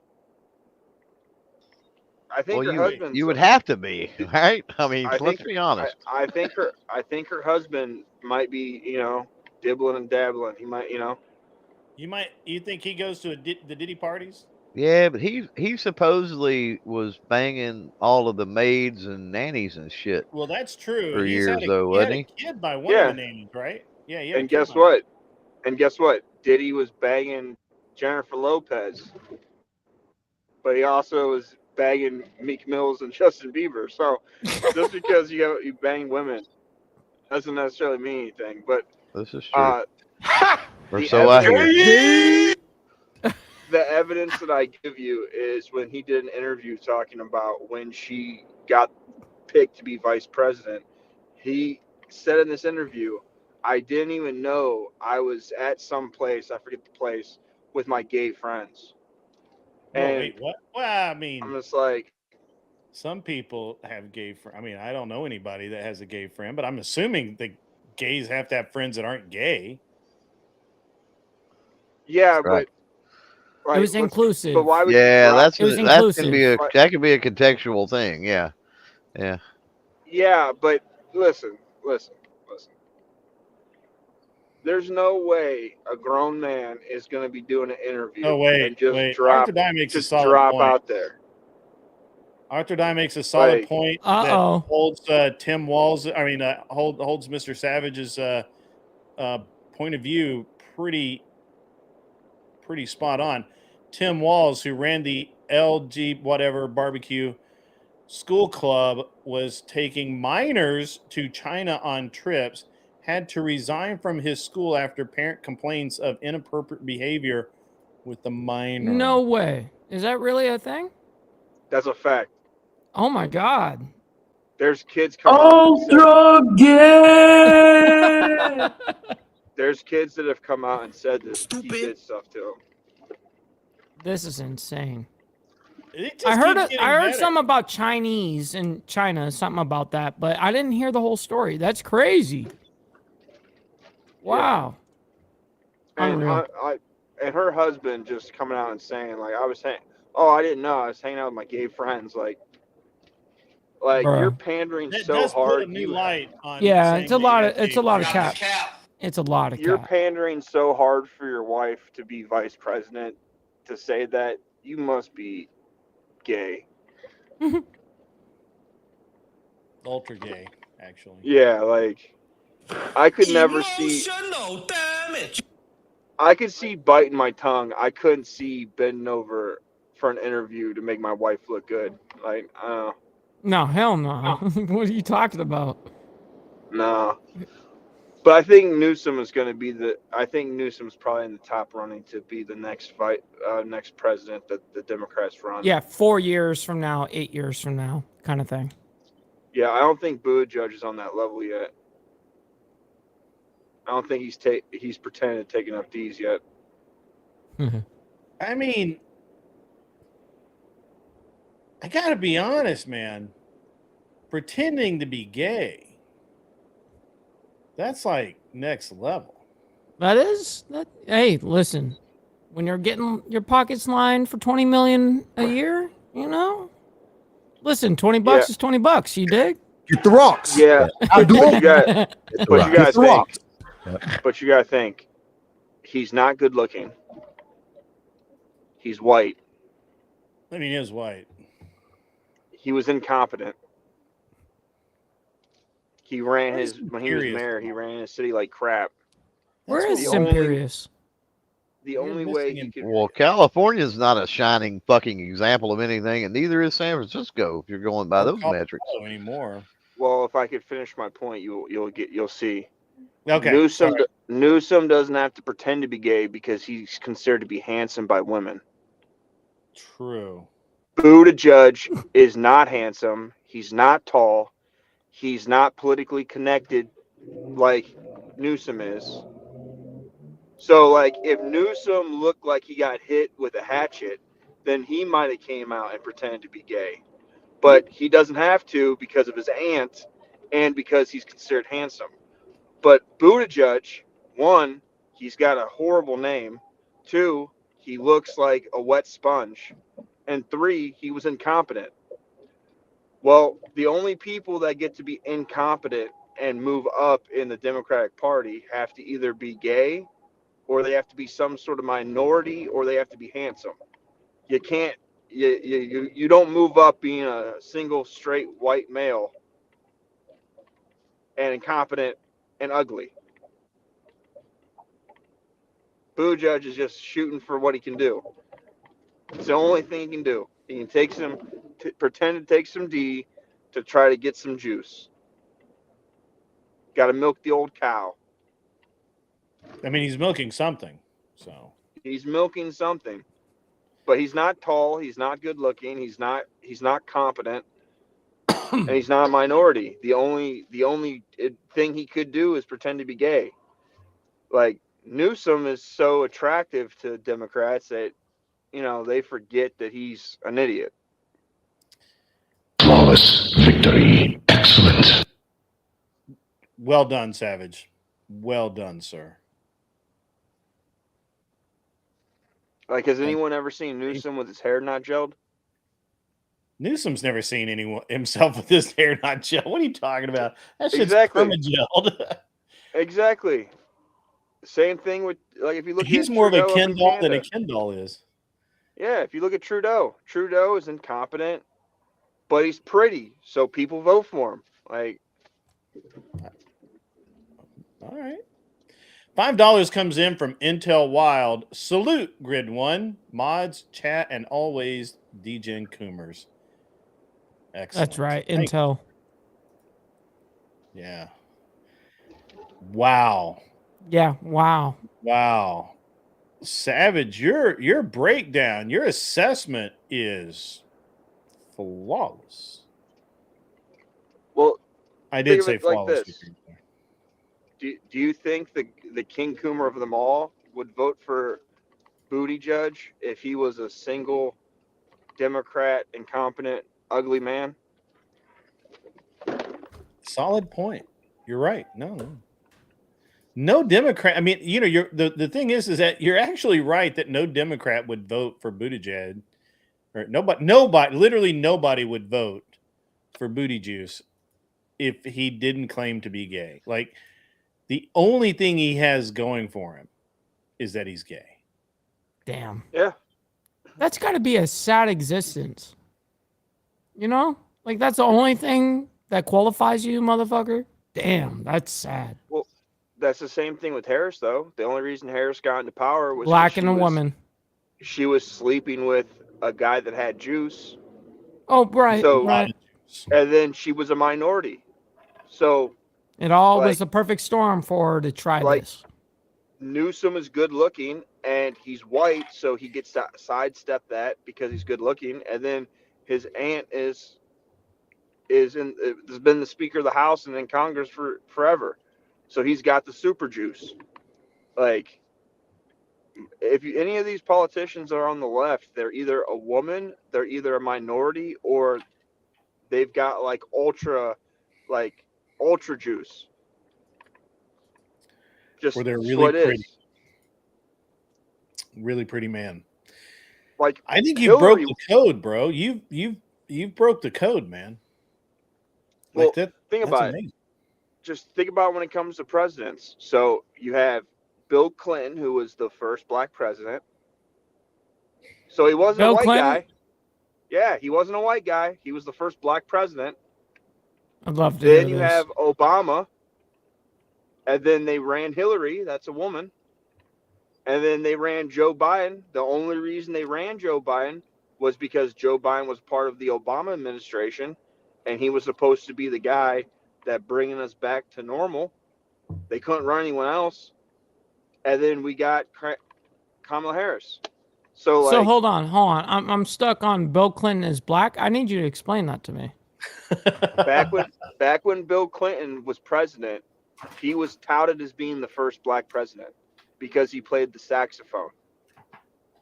What? Oh, I do remember that. What about because you didn't mention all winners. Oh my God! You threw Hillary in there. So if you're where's Kerry and Gore, Paul?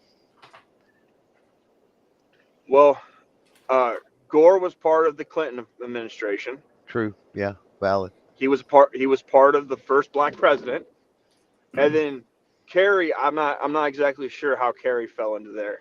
I don't really know, but as soon as Obama hit the scene, everyone that they've ran has been associated with Obama or a minority. Mm-hmm.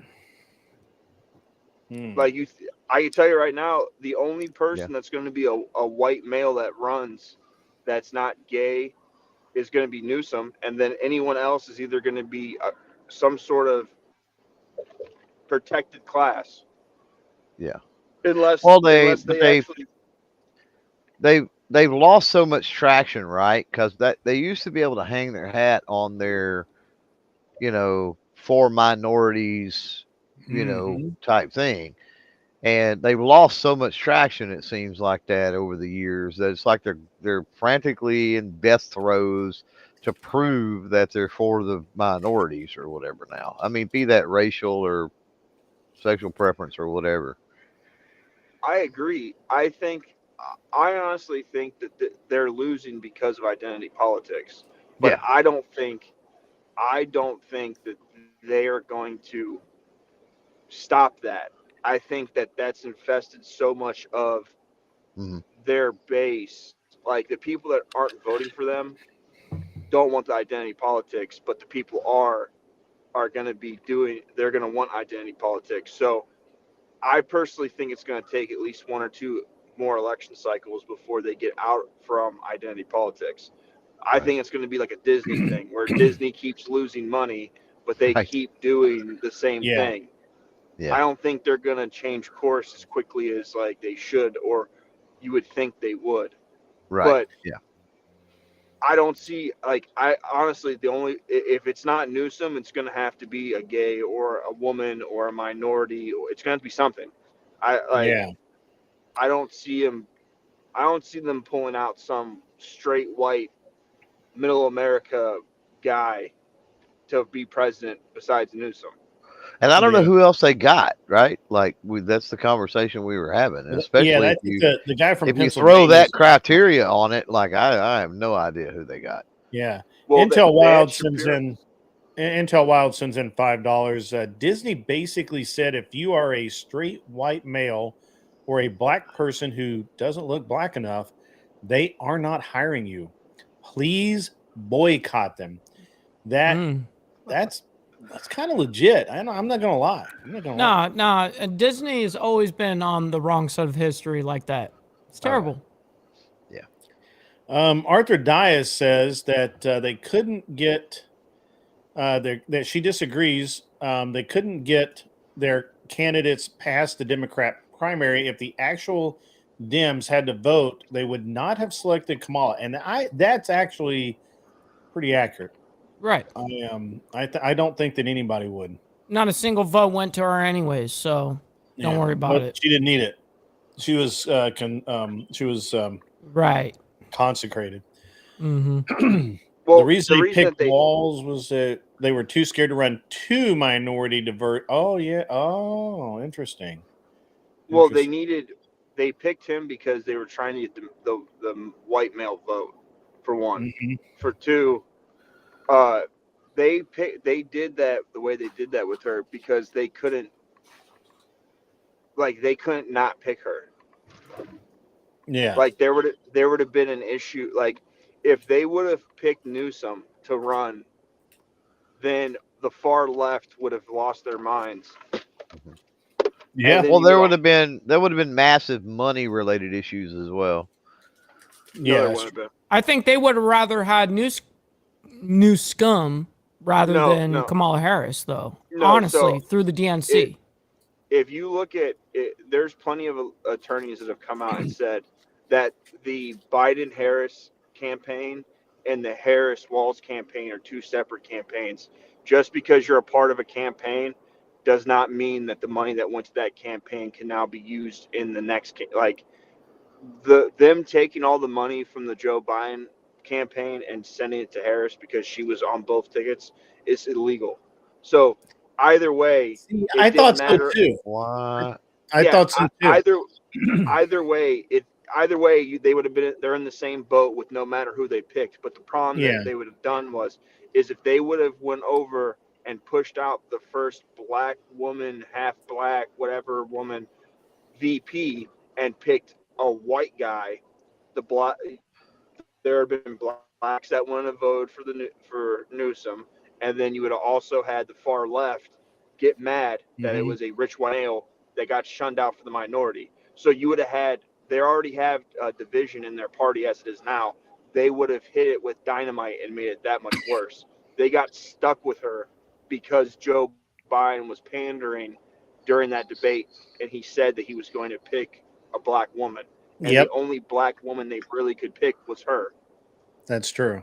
So if the campaign financing thing is problematic, other than scare of blowback, why hasn't there been massive hoopla and lawsuits and other things over that? Yeah. Before we answer that, let me do the super chat here. $5 from K2 Keep on Trucking. Teamsters are pissed at the DNC for fucking the railroad workers. I know I said that before. The workers left at DNC. Sorry for repeating myself. Yeah. Yeah, there's not very many unions at all that are on board with Kamala. Teamsters, especially. Not her. Yeah. I was really surprised that the Teamsters were not backing the Democrat candidate, because they usually do. Well, they did back, Bernie Sanders when he was running. Every union seemed to back him, of course, because that was his big pinnacle point, right? Mm-hmm. Well, I don't know if you know this about the unions. 99% of the time, you have all of the people that are in the offices in the union that that run the union that usually support the Democrat. It's usually the workers that, since Trump ran, haven't supported the Democrats. Like even now, the local 38 in Cleveland is telling their guys to vote for Harris, and the guys in the union, like in the office, are voting for Harris, but the workers are voting for Trump. So the Teamsters is one of the unions that is not, like the actual officials, but most of the other unions are. So they're not balls enough to endorse a candidate, just enough to say internally, "Hey guys, we should be voting for this." Yeah. So the way the union works is they send out. I used to be a shop steward for the strongest union in the United States. Yeah, so they send out their flyer, they send out their paperwork that says who to vote for. Oh yeah, absolutely. That's very much a definite thing. Yeah. But when they endorse them, that's when they're saying, "Hey, 100%, we're out in the media saying do this," and it's funny that the unions do not seem to do that out in public like that. It's interesting. Well, yes, a couple of small unions, I'm going to grant, but I'm talking worldwide, commerce trade, where ILW, the ILA, are all these big, humongous unions that run the world. I just find it interesting that they would not back her like that and say, "Here is our endorsement," when they were so eager to do that with Bernie Sanders. Yeah, but the Teamsters literally came out weeks before the ILA strike and said they were backing Biden, but they did not. They literally said we are not endorsing any candidate at this time because they didn't want to back Kamala, which was weird because the Teamsters you would think would be the people that would back Kamala. 1 out of 3 of the unions, yeah. No, she's too radical for the Green New Deal and stuff. Like, there's too many things that she wants to do that is going to hurt the union, and the union knows it. At least with Obama kept the unions working during all the downturn of the economy during his presidency. Mm-hmm. But Obama also kept the illegal aliens out. Joe Biden isn't. Like, since this time with the Democrats, like, the unions aren't really catching any favors from the Democrats like they did previously. But the reason that you don't have lawsuits going on is because who's going to listen to them? Yeah, that's true. Like, if you do a lawsuit before, it's going to take however long before you get it to the Supreme Court. It's probably going to get kicked out. Like, you're going to just have to wait until after the election anyways, because that's the only chance. Because we already see like how biased the government is for Kamala and them. Yeah, so like suing them now isn't going to do anything, and if they did sue them, the courts are going to put it till after the election. Yeah, anyway. courts are slow. Courts are slow, even when they're fast, they're slow. Yeah. Yeah, so even if she won, you ain't going to hear it. It's like them breaking the law isn't going to stop her from being president, and then if she loses, they're not going to really care. So like, suing her is not like it doesn't matter. So what? Pardon me. So what do you really think we're going to see in the next 3 weeks? I think that we're going to see some cheating in 3 weeks. I think that Trump's still going to end up winning, even though there's going to be cheating. I think I don't think they're going to be able to cheat as much as they're going to have to win. Right. Like, yeah, like this can't be the. Who did you say was going to win? Trump. Okay. Trump's going to win, but I think they're still going to be cheating. But I don't think this could be another most votes we've ever gotten ever before, and both candidates are the most voted for ever again. Like, I don't think they can do it. Interesting. Very interesting. If Harris got more votes than Obama, we're all gonna know it's bullshit. Yeah. Well, and plus, I mean, there's, we're not under the COVID restrictions and all of that. It's going to be really interesting to deal with that. Well, not to mention all the watchdog groups now, and I mean, it's pretty well, crazy. Did you hear what the Biden administration just did? I mean, there's a number of things you're gonna have to be more specific. So every day is a new day, homie. You know what I mean? I forget what state it was, but one of the states purged a bunch of illegals off of there. off their voter rolls. Mm. There was like 1 million people that shouldn't have been on the rolls that they got rid of. The Biden administration sued them and told them that because we're within a certain amount of time within the election, they're using a federal code that did isn't see accurate. that. Yeah, Yeah. I did. Okay, So so that's the Obama administration, just so you know. Those guys are the real head kings of all this bullshit. But yeah. Mm-hmm. Yeah, but regardless, it's still the Democrats. It's still the Biden administration. But they're suing But to make Biden sure was a part of the cabinet of Obama, yet who is the puppet master behind that? But I mean, they just sued to keep these million voters on the rolls. Right. Yeah, I did see that. And also, all of those Haitians that are going to, all the Haitians are going to swing states. smart place for them to go, other than a Democrat city. Yeah. Rural swing states is where they're going. Pretty convenient. Well, for votes, yes.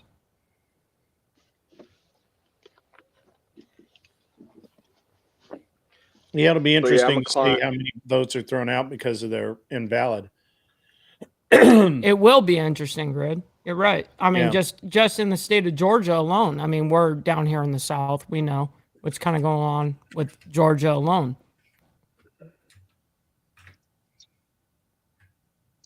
Yeah, well, I also think it's odd that I wonder how voting's going to go down in Florida and the Carolinas.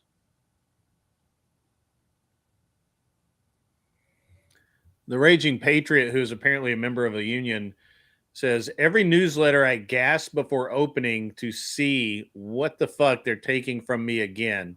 I'm drawing early from my pension due to medical reasons. They keep taking more, but with no results. Hey, if you wouldn't take it now, you wouldn't have shit in the end anyways. Take it all you can right now. I think Florida will be okay because I think that high heel boots, whatever. DeSantis. I think he's gonna keep a pretty tight leash on that best he can. North Carolina does concern me a little bit for sure.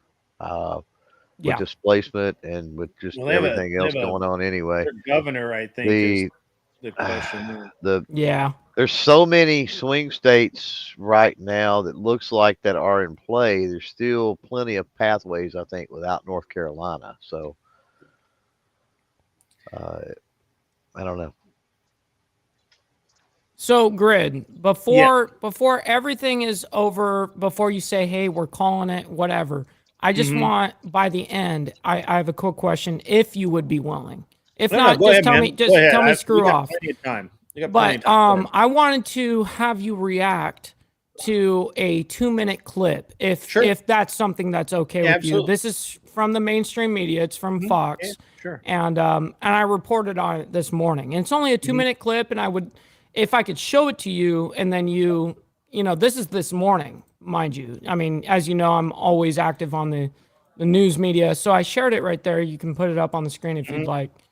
And I was just wondering if I can get a reaction from it. Yeah, man, absolutely. Is it in the? Yeah, do you see it? Yeah, give me 1 second. Just gotta pull it up. There it is. Okay, so for YouTube purposes, off Fox News 12 hours ago. Boom. All right, so it's 2 minutes. Back with a Fox News alert. Israel striking Beirut just hours after an apparent assassination attempt on Prime Minister Benjamin Netanyahu. The attempt on Netanyahu's life coming by way of a drone attack. Matt Finn joins us live from Tel Aviv this morning with more. Matt. Good morning, Will. To the north of where I am right now in Tel Aviv, Israel says there was a drone strike launched at Israeli Prime Minister Benjamin Netanyahu's vacation home. Israel says the drone was launched from Lebanon into Caesarea. It did not hit Netanyahu's house. One Israeli official claims the drone strike was meant to eliminate Netanyahu. Of course. It was more than one of 100 drones launched from Lebanon into northern Israel today. Our Fox crew has seen some of them. Netanyahu released a video a short while ago responding to Israel's monumental elimination this week of Hamas leader Yahya Sinwar. 2 days ago, we took out Yahya Sinwar, the terrorist mastermind whose goons beheaded our men, raped our women, burned babies alive. We took him out, and we're continuing our battle with Iran's other terrorist proxies. We're going to win this war. Damn. What a conviction. Now, check out this new drone video that shows the final moments of Sinwar's life this week. He's camouflaged amongst the rubble in the chair on the amongst left. the rubble Sinwar was after the considered blast. the de facto leader of Hamas, perhaps enemy number one of Israel, the mastermind of October 7th. His death has sparked speculation that perhaps Hamas will disarm. However, Hamas says Sinwar's death will not stop it, writing in part, yes, it's very painful and distressing to lose beloved people, especially extraordinary leaders like ours. But what we are sure of is that we are eventually victorious. So chilling words there. And just to kind of set the scene for you here in Israel, this was a holy week, Sukkot. Many people were not working, not on their electronics, meant to be meditating and praying. Right. That's Friday night, as they do in Israel. Friday night going into Saturday. Yeah, I mean, look, we should all know by now. Yeah, but there's. Go ahead.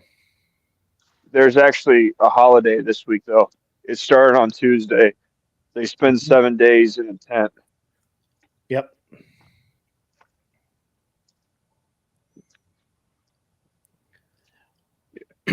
I think that the thing that always keep in mind about Israel, at least the state of Israel, not an Israeli people, which are not necessarily the small hats. I mean, there are Christians and but you're saying as a whole. As a whole is the Israeli people, right? Sure. The thing you have to remember about them is that they have proven time again they're if they go to war, they go to war to win. But unfortunately, and I think when I personally think that when Netanyahu was younger, when other people were in charge, they stopped short of actual victory, and they shouldn't have. It's like we do quite often, right? Like we do the same thing. I have the same criticism for us. We'll get these terrorist groups where we can literally wipe them out, destroy them in their lineage, all of it. And rather than sit down and draw out an actual absolute surrender, you're going to do this, or we're going to come back and kill all of you, that kind of thing. We're just like, okay, let's shake hands and go home. And they shake hands, and then as soon as we turn around to go home, they stab us in the back. Yep. Well, to be fair to Israel, America actually intervenes a lot and doesn't allow them to do things, or they tell them that we're going to cut their funding, or yes, we're not going to give them arms, or yes. People think that we accommodate Israel a lot, but the record would actually tend to show more that we tell Israel to turn the other cheek or else. That's true. Savage is absolutely correct.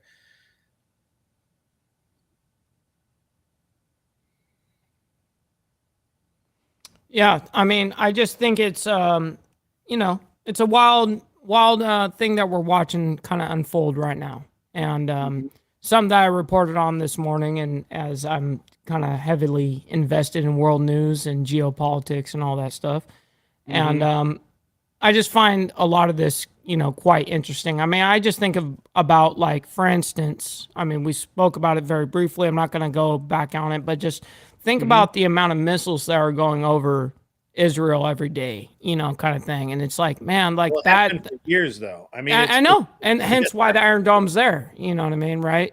Mm-hmm. So, I mean, it was built for an actual reason, and yeah, it's just kind of. You highlighted it, and that's what I wanted to see. Your perspective is essentially every time we try to be the good guys kind of ordeal, we turn around and all of a sudden, boom, they get their backstabbed, and it's like well, that's kind of lame. You know what I mean? Like, let's. Yeah. But. Well, I mean, let's keep in mind that where my stance really is on this.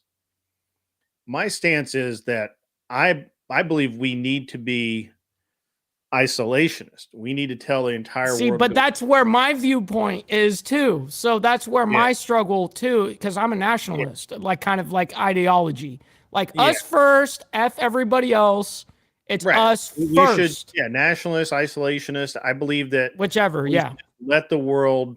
If the world wants to burn, why do we keep stopping it from burning? Right. I have to agree with that, especially when it comes down to whether it's our resources or money. And depending on which text you read about, how the CIA influence has gone and how all of the national policies that we, put in place, we've really tried. The U.S. has really tried to win friends and influence governments all over the planet. We made a decision to not back Batista when Castro came to power. It was largely our apathy that allowed the communist-led takeover of Cuba, right? Like that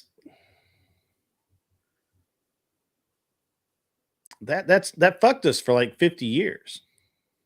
Yeah, long time. Right? I mean, it fucked them too. I mean, let's we put an embargo on them and all that, but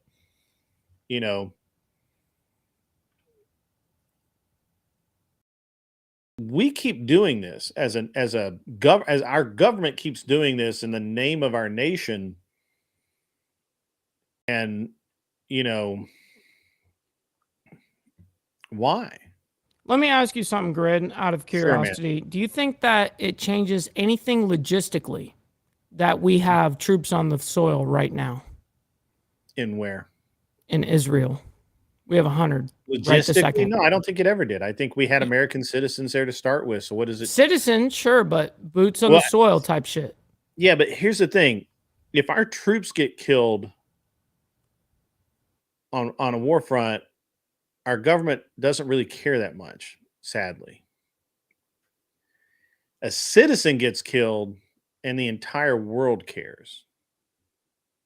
And then our government has to care. I can see that point of view too, but you don't think that if our people got an acknowledgement of it's an acknowledgement of the reality, right? Like I don't like that. I think that's wrong. I think that it's a bad thing to have to come out and say vocally. But let's just examine. That's why I ask it. You know what I mean? Because I know you'll be straight with this shit too. Yeah. Let's just examine what happens tomorrow. Let's say tomorrow a rocket attack kills a vacationing family in Israel who were over there for Yom Kippur. They're from Lower East Side, New Jersey. No, and I get that. Never hurt anybody, didn't do anything. They're just over there visiting family, whatever. Is there no obligation though with a soldier? Hold on, let me okay. Sorry. So the outrage for that family dying in that situation would be high. It'd be in the papers, depending on who they were, what happened, and what the government feels like that day. It could be an excuse for us to put more troops there, or to supply more weapons, or whatever. If now we have 100 soldiers there currently that we know about. We publicly have 100 soldiers there. That's the way it should be said. Publicly. We never know what we have anywhere. We don't disclose to the world what we got. We don't know. We don't do that. We publicly have 100 soldiers there. if 3 of them walked out of an ice cream shop tomorrow and a rocket hit the group of soldiers and blew them to smithereens, just like it did the family, the entire world would be like, yeah, they kind of had it coming. What are their troops? Why are they there anyway? And the American government would be like, well, we're going to have to tighten down. There would be some sword rattling. There would be some speeches made. There would be some letters sent. That'd be about the end of it. Arthur Dye makes a good point. We had American citizens taken hostage on October 7th, and we didn't seem to care. That was an aggravating point for me, because I felt like that it was very much glossed over that there were American citizens that were killed in October 7th. Hence why it is known as October 7th now. Yeah. You know what I mean? Because we're not going to gloss over that. That's why it hasn't gone away.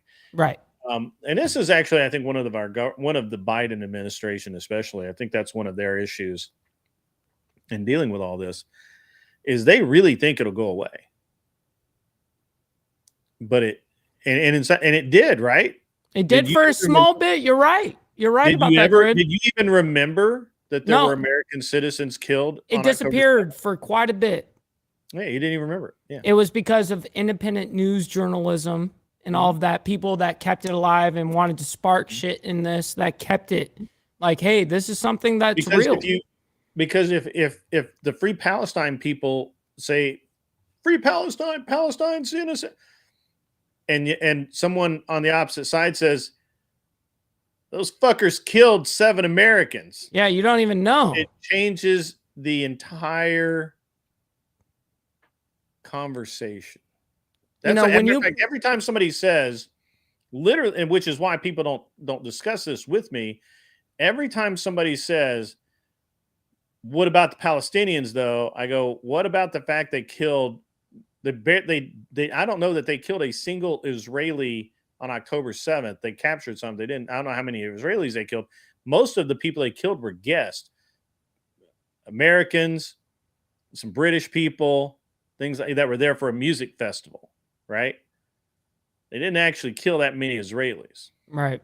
Sad. The problem is our press downplayed. Yes, correct. 100% the fact that American citizens were killed, taken hostage, beaten, stabbed, whatever. Because the rhetoric and the narrative was, what about the Hamas, though? Yep, it was. The whataboutism right there. Hey, it's easy to do that. Yeah. Arthur Dye is right. We've said this is an Israeli problem, and Biden has snubbed Netanyahu in many occasions, and we should not be saying that. Yeah. Interesting. I just wanted to. There was no motive behind that. It was just.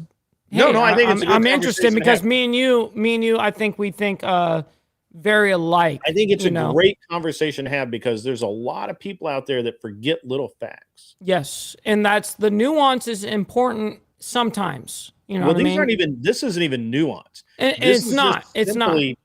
This is simply, it doesn't fit with the narrative that people want to have. Correct. And they will ignore it. I promise you, if you talk to somebody you can go on you can probably find a panel tonight where they're talking about, pro-Palestine, Israel's bad. Oh yeah. I could find that in 30 seconds. Small hats are getting what they deserve. Yeah. All that. You can probably find a panel tonight about that. And you can go on there and you can say, hey guys, what about and you could look it up. I don't know how many, but let's just say there were 5 Americans killed. Sure. What about the 5 Americans killed who were just there to enjoy a rock concert? What do you think about that? And they would have 8,000 different reasons why the Americans shouldn't have even been there. Right. Oh man. Yeah, totally. Friendly fire, excuses. Well, it's a dodge question every time. So why pick a music festival, you know? It's brutal. Yeah. It's savagery for real.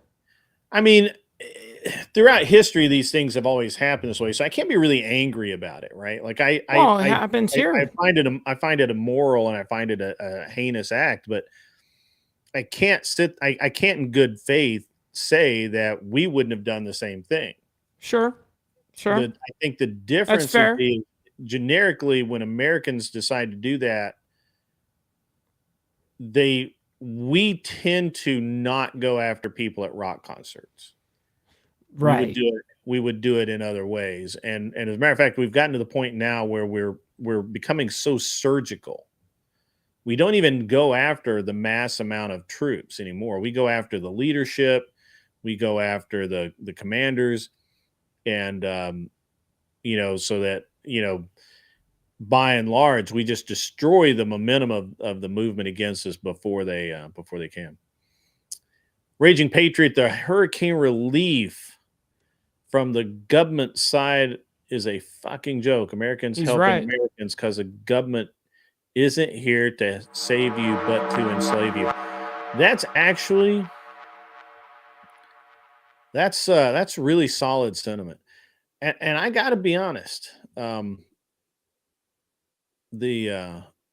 think that's accurate. Arthur Dye, you were correct. There were 12 Americans taken. Four are thought to be still alive and in captivity. They just killed, I think, a family of 3 Jewish. I don't know if we can say that. They were a small hat. I think they just killed a family of 3 and a young man who just was there for a rock concert. It's just a young man, barely older than teenager. Yes, four of the captured Americans were killed. 4 were released. That's true. The 4 that were killed were murdered. Midnight New Time. Good evening, sir. I don't know it is a nice chill stream. I mean, we're talking about some serious things here, but it's chill. Everybody's being cool. Savage, how are you tonight? Are you doing well? Yeah, I'm doing fine. Good. I haven't been able to jump on CT's panel this week. I've been very busy, so I do apologize. That's all right. He ain't talking about nothing but the FBAs. Oh yeah, I haven't missed much. How has Ben and Grace been gracing you with their presence? Yes, they've been there. Very interesting. Yeah. Is the Furby coming back too? It seems like there's been a lot of weird characters coming in. There has been, and I've been in the mix. I'm like, you know what I mean? Like, I'm watching this shit just happen, and I'm on these panels, and it's like, what is going on with this space right now? It's great for debates. It's great because I've been a part of it, but yeah, interesting to say the least. A lot of interesting characters. What's your take, Savage? On what? The sudden appearance of a lot of weird elements. Well, I've been following CT for years, so it's a lot of cycling through people that come through. Ben was on like 6-8 months ago, and I went at him for a few streams, and then he disappeared for a little bit, and then he came back. Linwood and all the pro blacks always come in and out, so it's normal stuff. CT's always trolling. I have a theory. I think that the influx of popularity within Andrew Wilson has brought in a fuck ton of interesting characters that looks around and is not necessarily completely clout chasing, but is there for entertainment purposes as well. And I think they dive deep into these rabbit holes and all this shit, and they find us here. You know what I mean? And they know the connection. And that's what I honestly think is the reason for all these interesting characters is because of that. Interesting. Are you talking about on CT stream? I'm talking about Andrew Wilson. Oh, I was speaking about it. Have you been on Chaotic Truth, Mikey? I have not been on CTs. No. Oh, that's pretty crazy. I'm not even familiar. So I'm only speaking from the standpoint of what I only know, right? So if there's other streamers involved, you know, I'm sure there's more to the complexity of all of it. But just from what I've witnessed and being someone that has been actively involved in such community for a minute, you know, I haven't been around for 10 days, been around for a minute, you know, so I've been watching this actively happen for like kind of like a year and a half process, just watching it kind of all unfold. And it's fascinating. You know, this is why I got, you know, kind of involved in the space because it is fascinating. Interesting. Okay. Yeah, so CT stuff goes in cycles, and Ben just came around like in the last 8-10 months because you know he gets kicked off of pretty much every place he goes. So yeah, he's got a clout chase to somehow put gas in his RV to get around. Yep. So, yeah, that's what it is. Yeah, so he just showed up there. But you remember that female lawyer that dated that scumbag, Scorsese or whatever the guy is that went to prison for? No, I don't remember that guy. Well, there was a guy that made insulin or something or EpiPens or something super expensive. He got hit by the feds. Well, Crazy. that Rachel, Andrew's wife, debated his ex-girlfriend. She's a lawyer. Jordan. And they debated. I think her name's Lauren. They debated over. Yeah. She was on the other day, right? Yeah, she was on the other day, and she was on there saying how she smoked Rachel in the debate, and I was like, "No, ma'am, I saw that debate. You suck." No, politely, ma'am, you suck. Yeah. I gotta be honest with you. I really, really enjoy how polite you tend to be on the show, especially when For the Family and some of the others are losing their freaking minds. Yeah. I try to keep my cool because there's too many people champing out and acting retarded on the streams too often. But also, I'm not gonna lie to you. Since dealing with CT for so long, I've become more and more bigoted over time. You told me that. You did tell me that. Yeah. I've never thought of myself as bigoted. However, when I go on CT's channel, I do in fact find myself. Yes. This sounds like I have to watch this. Is that what you guys are trying to tell me? So, by the way, Savage, last night I had Brian from Whatever on the show. Yeah. You did? I did.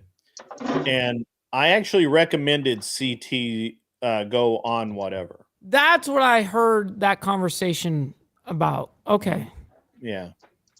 I think that would be a good thing. I don't know if CT would do it, but well, live is different, right? So, but I think CT can do live. Hello, John Moses. He could definitely do it. I just don't know if he would actually fly out there or like. Oh yeah. CT's he's a funny man. Interesting character. We're all so yeah, we are. So CT went to college like 7 minutes from my house. All right. So I told him one time, I was like, "Oh well, you know, you should come out to the house and meet my kids and the fam and stuff. And he's like, I can't go out there to out to those hicks. And I'm like, CT, you live in Cleveland. Like, where I live is far safer than anywhere you are. And he's like, oh, he got that liberal uppity complex sometimes. So I don't know if he'll go to California. I don't know. Unless whatever's going to pay for everything, then maybe he might. Yeah, it doesn't really play out like that, though. He does beg for donations, so I'm sure he'll take free trips. Yeah. It's not that easy, If Brian paid for everyone's flights, I mean, dude end up broke, you know what I mean? I mean, it's just you can't do that. You can't. As a business model, it doesn't make sense to ever unless they're super special characters. But he doesn't even do that for Andrew. You know what I mean? Like, dude's doing his own fundraising to like go to hotels and shit in California. To be fair, it's a business expense. So like, you can write it off so you don't have to pay taxes because you're paying the money regardless. Either you're giving that money to the government or you can buy a hotel. So like, it just depends on how you structure your business if you're going to fly people out or not. I think there's an interesting thing about flying people in and out. And with Brian, I know, so Brian's really tight, like really tight. And he has this, man, I don't know what you would call it. OCD, I guess. By the extreme. Yeah. In certain, I look, I know, like I have very specific forms of OCD, so I get it. And like, if you had proven that you'd made money for him, I think he'd fly you out. But not just for like people to come out there, he's like, no. But see, Andrew's so smart that he doesn't even ask for it. To this day, he's the most reoccurring guest, right? I don't know for a fact, but I think I heard it. I think Brian has paid for like one ticket for Andrew. Okay, one out of the, he's been on there 50 times. It was after like the first 3 or 4. Half of them been remote, if not a little bit more. Okay, sure. Let's call it 15 trips. Sure. You know what I mean? Sure. Mm-hmm. You paid for one. I appreciate that, bro. You know what I mean? Like, fuck. I just did 14 of them. So yeah, I mean, I don't think that there's any need for Brian to fly people out when he knows that he's got a platform. Right. And hey, if I extend the invite, they will come. Yeah. But but as far as CT going on, I think it'd do CT a lot. I mean, first of all, it would do his channel a lot of good.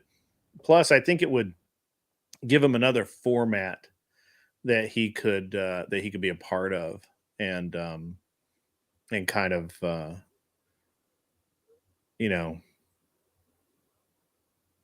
don't know, grow his. I mean, it's not just about growing the channel. Obviously, it's about all the things. But I think it'd be cool. Well, he doesn't. I don't think he really cares to grow the channel, to be honest with you, because I've been telling him for years. Like, obviously, he wants it to grow, but like when it comes down to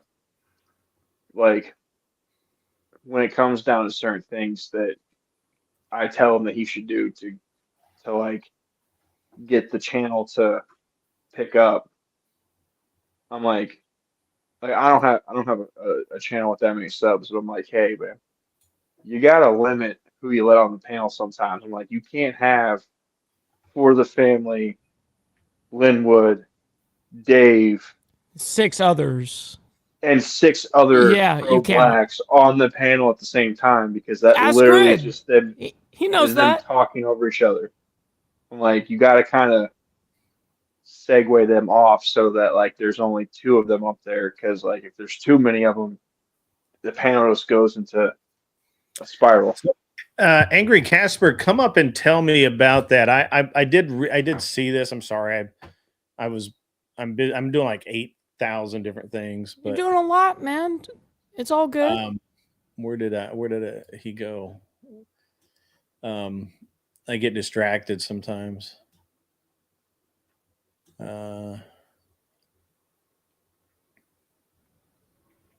I'm kind of the same way, Mister. I don't want to make, I don't want to take place. You know what I mean? So if anyone does want to come up, let me know. I'll drop right now. You know what I mean?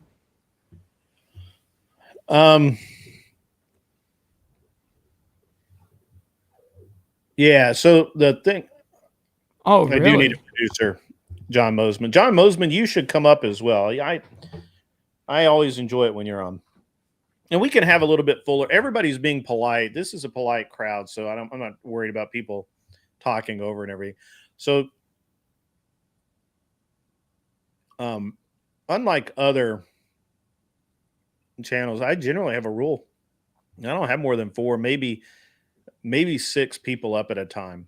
I don't even do 6. Freaking crazy, yeah, man. After 4 like this, as a streamer myself, when I have more than 4 people on here, it's just like, dude, just everyone get the hell out. You know what I mean? Like, man, I don't even want to have to deal with this. But so I get it, man. You know what I mean? But everyone is respectful up here. Absolutely. It's way more who you have too, though. If you have people True. that already do this, they understand the format. They understand the ping decorum, pong effect. The decorum would be the word, right? Mm-hmm.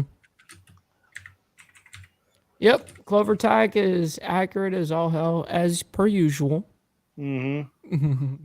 Well, I've been following your content a lot, by the way, Clover Tag. Oh, is that you? I'm a fan. Wow. Okay. Wow, that's yeah. Okay. You're one out of the multi-thousands you got, but hey. One of the he's one of the 4 people that actually interact on your channel. Is that what you're trying to say? Yeah, oh shit. Right. Yeah. Right. I was actually really surprised. You're so generous. Attack has a ton of people who watch it, but only a few that actually like interact and chat and all that. I was really. It seems like the pew pew areas seem to be a little bit less engagement only. Yeah. I think they suppress that. They've got to. I mean, there's got to be a reason for that. They don't, because fuckers could go over there and join up and become a member, and they could super chat, and you can tell by that alone that they don't. Like, you can send super stickers and things where you don't actually have to type anything. Sure. Making comments, right, even on videos and things like that are slim for the most part, and that's across the niche. Would you say because they are more conservative type people? I think so. Okay. I think so. Yeah. And then I also see something that's pretty selfish, but it's also, I see a lot of selfishness. I don't see it in this. I don't even know what you would call, where Grid's at over here, right? It's not the manosphere. It's not the debate-sphere. He's kind of somewhere He's between the keep all it real that, right? Sphere. Keep it real sphere. He's somewhere in the middle of all that. Yeah. But either way, with whether you're talking the manosphere or the debate sphere type thing, the engagement is super high. It's not the norm, the platform, for sure. It's super freaking high. And so it's interesting when I come over here and hang out sometimes, and then I go back home and I'm like, all you fucking lazy effers, I get you. Want something for nothing, like entitled, expecting shit. Like, I got a guy that got fucking butt hurt today. Like, I do not, spoiler alert for anybody out there, don't expect a reply on a short. If you click on one of my short, you comment, like, I'll heart it, but don't ask a fucking question. Or like, if all you can be bothered to do is watch a 15-second fucking short of mine, fuck and you. That's it. I am not replying to your shit. Go watch a longer video, because most of the time, if there's a short, there's a longer video that's a companion to that. Get full context. Comment on that, motherfucker, and I'll talk with you all day, and I'll answer questions, and I'm happy to do it. But if you can't spend no more than 15 seconds, hate your luck.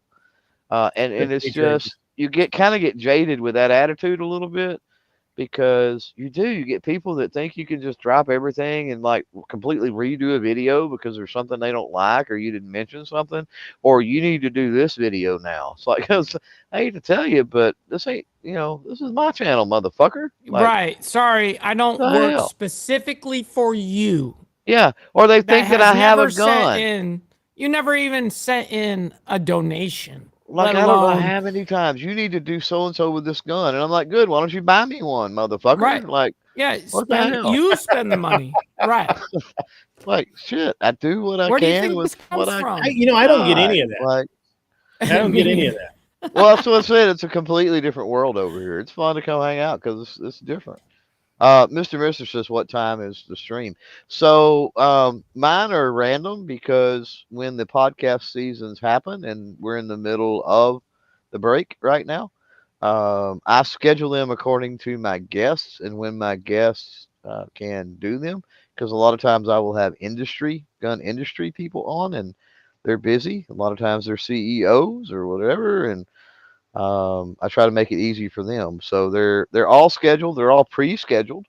Yeah, by months. Yeah, the website always has the schedule, so forth and so on. So they're pretty easy to set your own alerts or do your own things. But yeah, we do an early season and a late season with breaks in between, just simply because when those seasons are going, I'm not able to do the other content, the reviews, and the other fun stuff. So I try to break it up like that for that reason.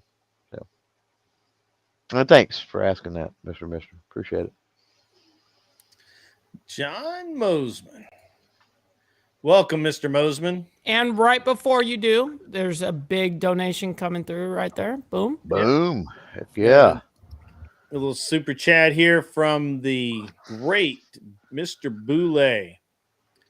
$10 for Mr. Boulay and the Department of Numismatics. Friends don't let friends buy high points. My critique with the 2A community, 2A content creators are afraid of giving bad reviews of products. Be honest, some of the crap out there is indeed junk. I would actually disagree with that. I think that's a statement of somebody who is not plugged in very much, potentially, because there seems to be a pretty healthy mix of that, of course, people that don't want to give a bad review, as well as people that understand that by shitting all over everything that they put on their channel, they will also create drama and get lots and lots of views. So that in-between honesty is I agree with his assessment of that. The in-between honesty is definitely something that's hard to come by. Just keeping it real, being real with it. But yeah, it's not because people are giving glowing reviews all the time. But you wouldn't say because every product is perfect, right?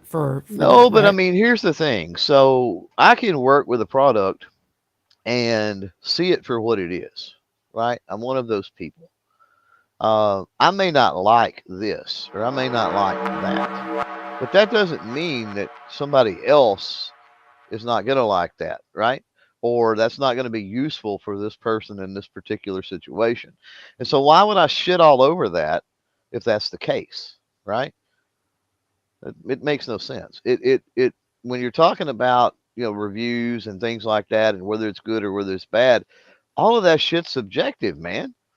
Like, if all you do is take that and go to the range and have fun with it, that's much different than that's my home defense firearm, which is much different than that's my hunting firearm, which is much different than this is my everyday carry. You're right. Like, those are all different scenarios. And then even within those scenarios, it depends on your budget. It depends on your capabilities. It depends on, the size of your hands. It depends on the dexterity and the strength in your fingers. It's you've got all of these different factors at play. Yeah, I have to agree with that. I think that a lot of people, for whatever reason, seem to think that it's a one size fits all sort of thing, and it's for me, it's never been that way.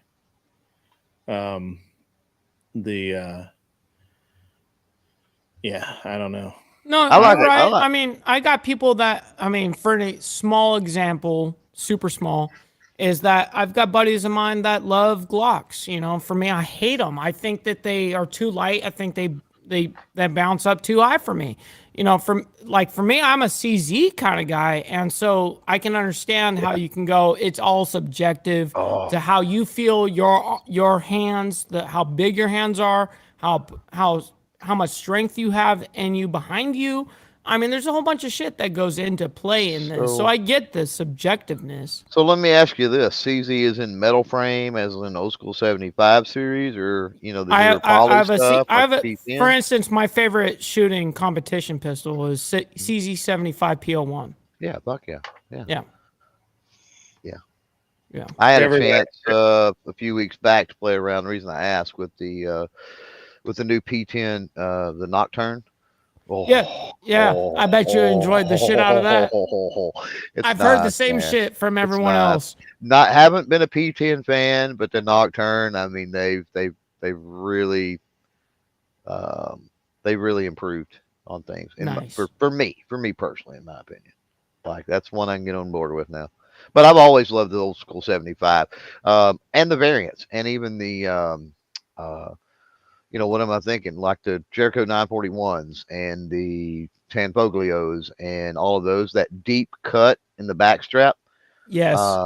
It feels so I'm good the same way. man. For some reason, I need that cut. I don't know. It's weird. Yeah, it feels great, man. I love it. It does. It feels like it was molded for my hand, but hey, subjective, right?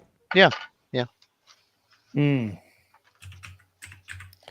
So Grid's getting a rash over there because we're not talking 19 fucking 11s or 23 11s. So. I'm sorry. Yeah, I'm not.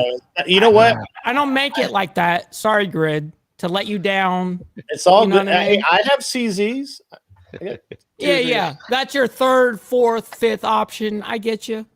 When I started shoot, so it's an interesting thing. When I started shooting competition, I started out with a I forget what it was, and it was like I just happened to have. I think it was a XDM spring 4.5 Springfield 4.5 XDM.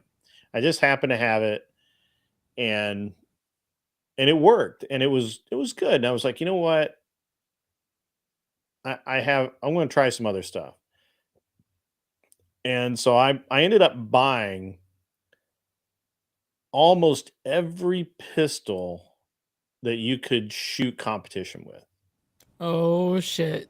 Come on, Greg. I had an M&P. I had a Glock 17. I had a Glock 34. You're cheating the system. I didn't get that opportunity. I bought an SP01. I bought the Tankfolio Witness. Nice. I bought and I tried. These are all perfect pistols. These are all great. Literally every one of them. Yeah, they're perfect. They're perfect. They're all of them. Like I hated the M&P, and it was the M&P VTAC. It was like a $900. Yeah. Doesn't matter. No kidding. I know. I've got one. And I hated it. The trigger sucked so bad. Everything was horrible about it. I had a Jericho 941. I think I gave it to my brother. I think my brother had it. But I hated everything about the M&P until I put the Apex trigger in it, and then it was like my favorite gun, right?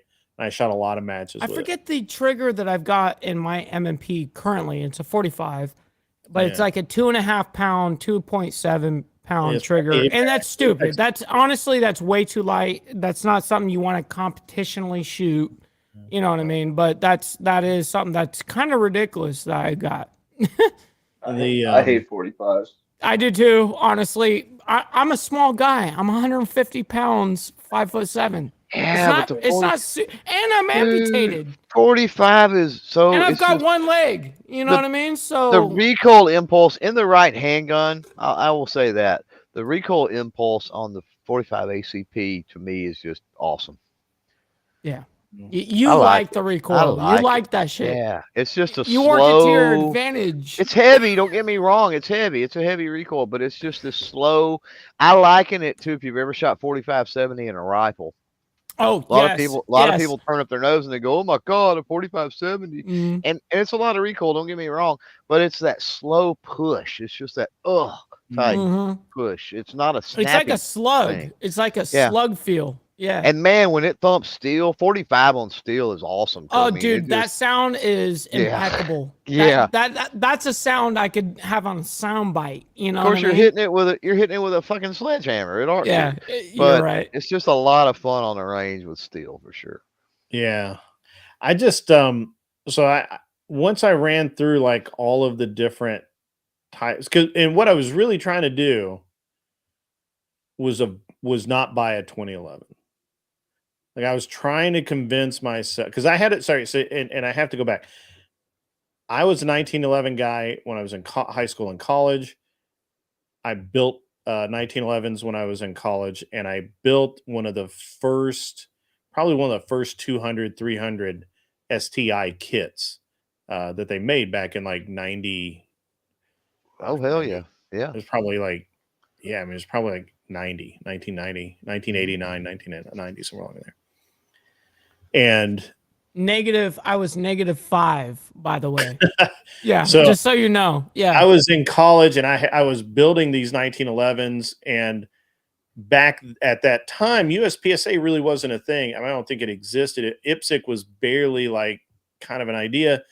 And what we had for matches were like bowling pin matches and shooting at plates and steel and things like that.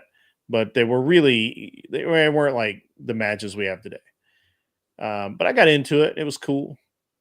And I liked it because realistically at that time, it was just about the volume that you shot and not the technology or the gun that you shot. That all changed literally in like between 89 and 92. There were two things that happened. First, Chip McCormick perfected the 2011, the STI 2011. Chip is insane with that. Yeah. And then the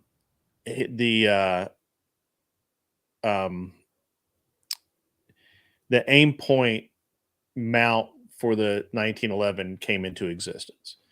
And so you had a red dot on a pistol, and you had a 1911 that could hold, I think, 14 or 16 rounds of 45 or 20 rounds of 9mm. And it literally changed my life overnight because at that point I really didn't have the money to play. I was in college, dude. I didn't really have the money to play in that game. I remember that the frame and the polymer handle that came with a trigger bow was $600.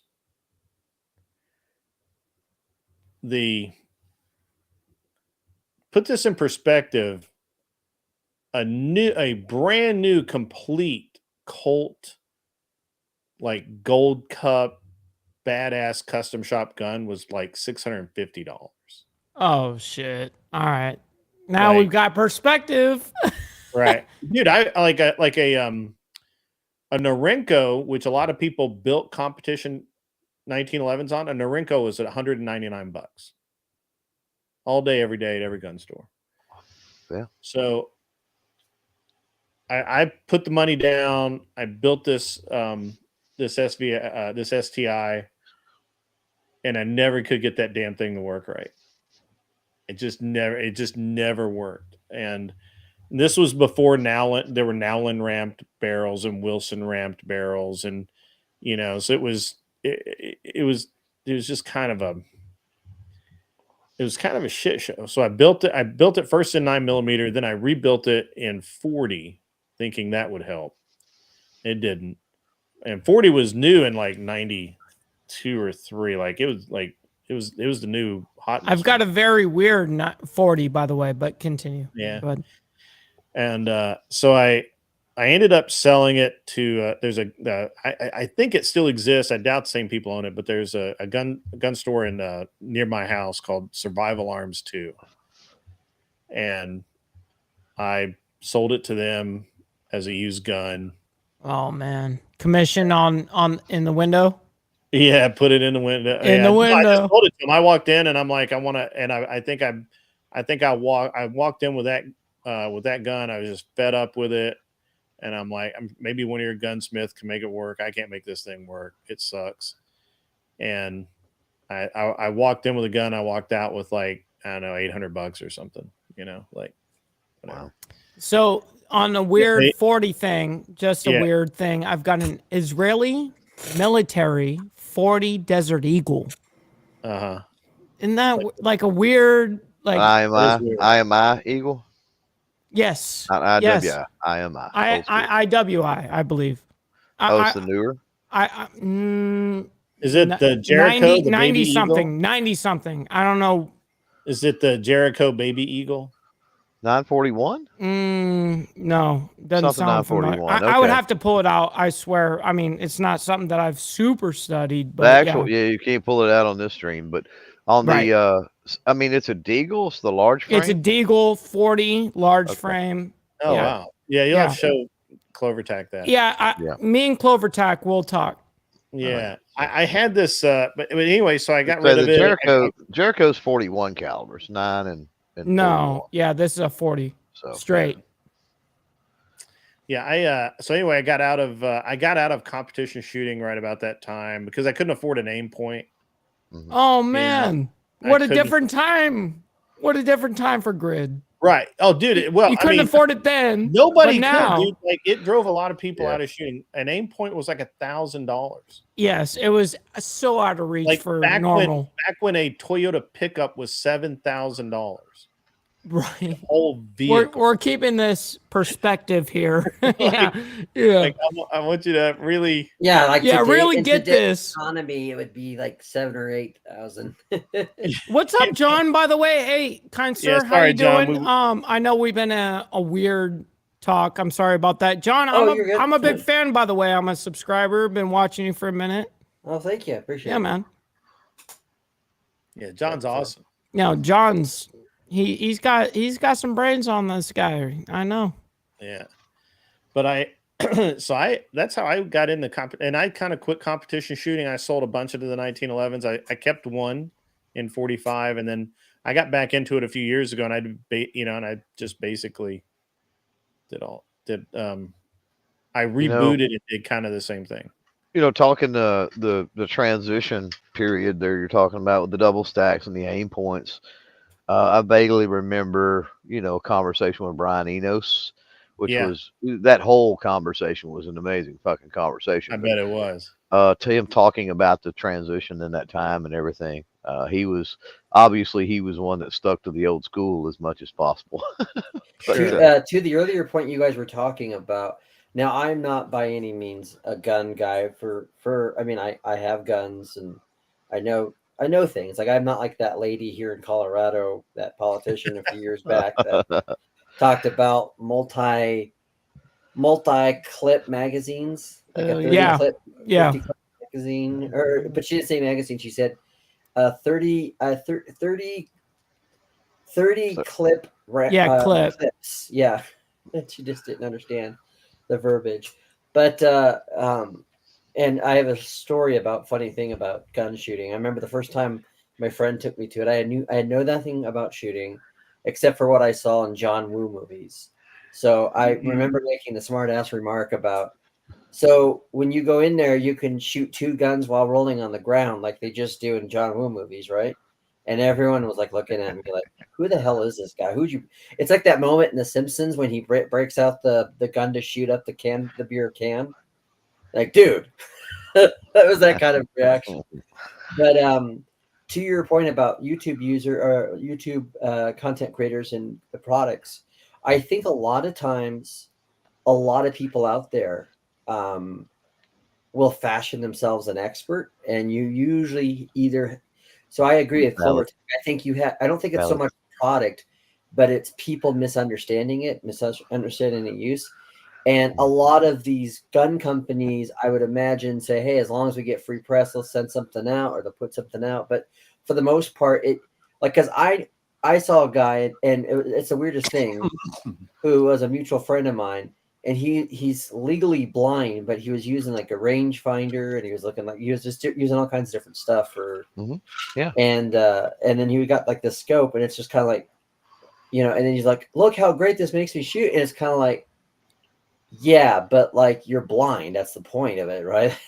Yeah, right. It's a So, specific but what you see a lot of times is people who don't know how to use the products. It's not as easy. You would be surprised. The vast majority I'm of not surprised. I people. mean, it's.